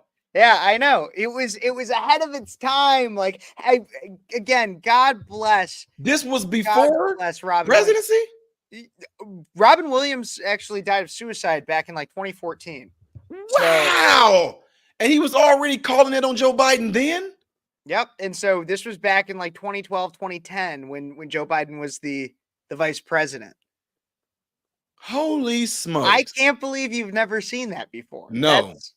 But that is brilliant. He could have used that can be a clip that can be used every time Joe Biden, you know what I'm saying? And I'm going to show we're giving true international under pressure. And then just show that clip right there. I know. It is one of a kind. Well, Ty, I got to get to bed here soon. Just like you, I still work a full-time job outside of this. But I want to make sure everybody, I know a lot of people are watching on Twitter, or you're watching on Renaissance Man's channel or my channel. Make sure you go check us out everywhere. Anybody from MRM's channel, he's definitely got more viewers on this right now. I really appreciate you viewing this at all. Please go check out my channel at Speechless with Kev Phares. All you got to do is Google it. It's really easy to find. Like, subscribe, share, comment, all that fun stuff. Any last things to tell the audience, Ty? Well, I mean, well, anyway. No, they all know it's how I end things all the time, folks. Y'all all heard what everything we said tonight. Again, check out Kev's channel. To the ones that are watching my channel, go over to Speeches with Kev Phares. Subscribe to the channel. Kevin put out content as well. He doesn't BS. He goes in hard and doesn't care about your feelings. So I would recommend you guys all check him out. Make sure you follow him on all those platforms he just mentioned there. And y'all know how I do, and it's the truth. I'll close it out, as I do always. I'm Ty Smith, modern Renaissance man, and I hope and pray that every last one of you guys that are listening to me, including Joe Biden, you probably know what I'm saying, but I hope and pray every last one of y'all have food, shelter, and clothing, and most of all, I pray every last one of you guys are in great health, mentally, physically, emotionally, spiritually. God bless you all through Jesus.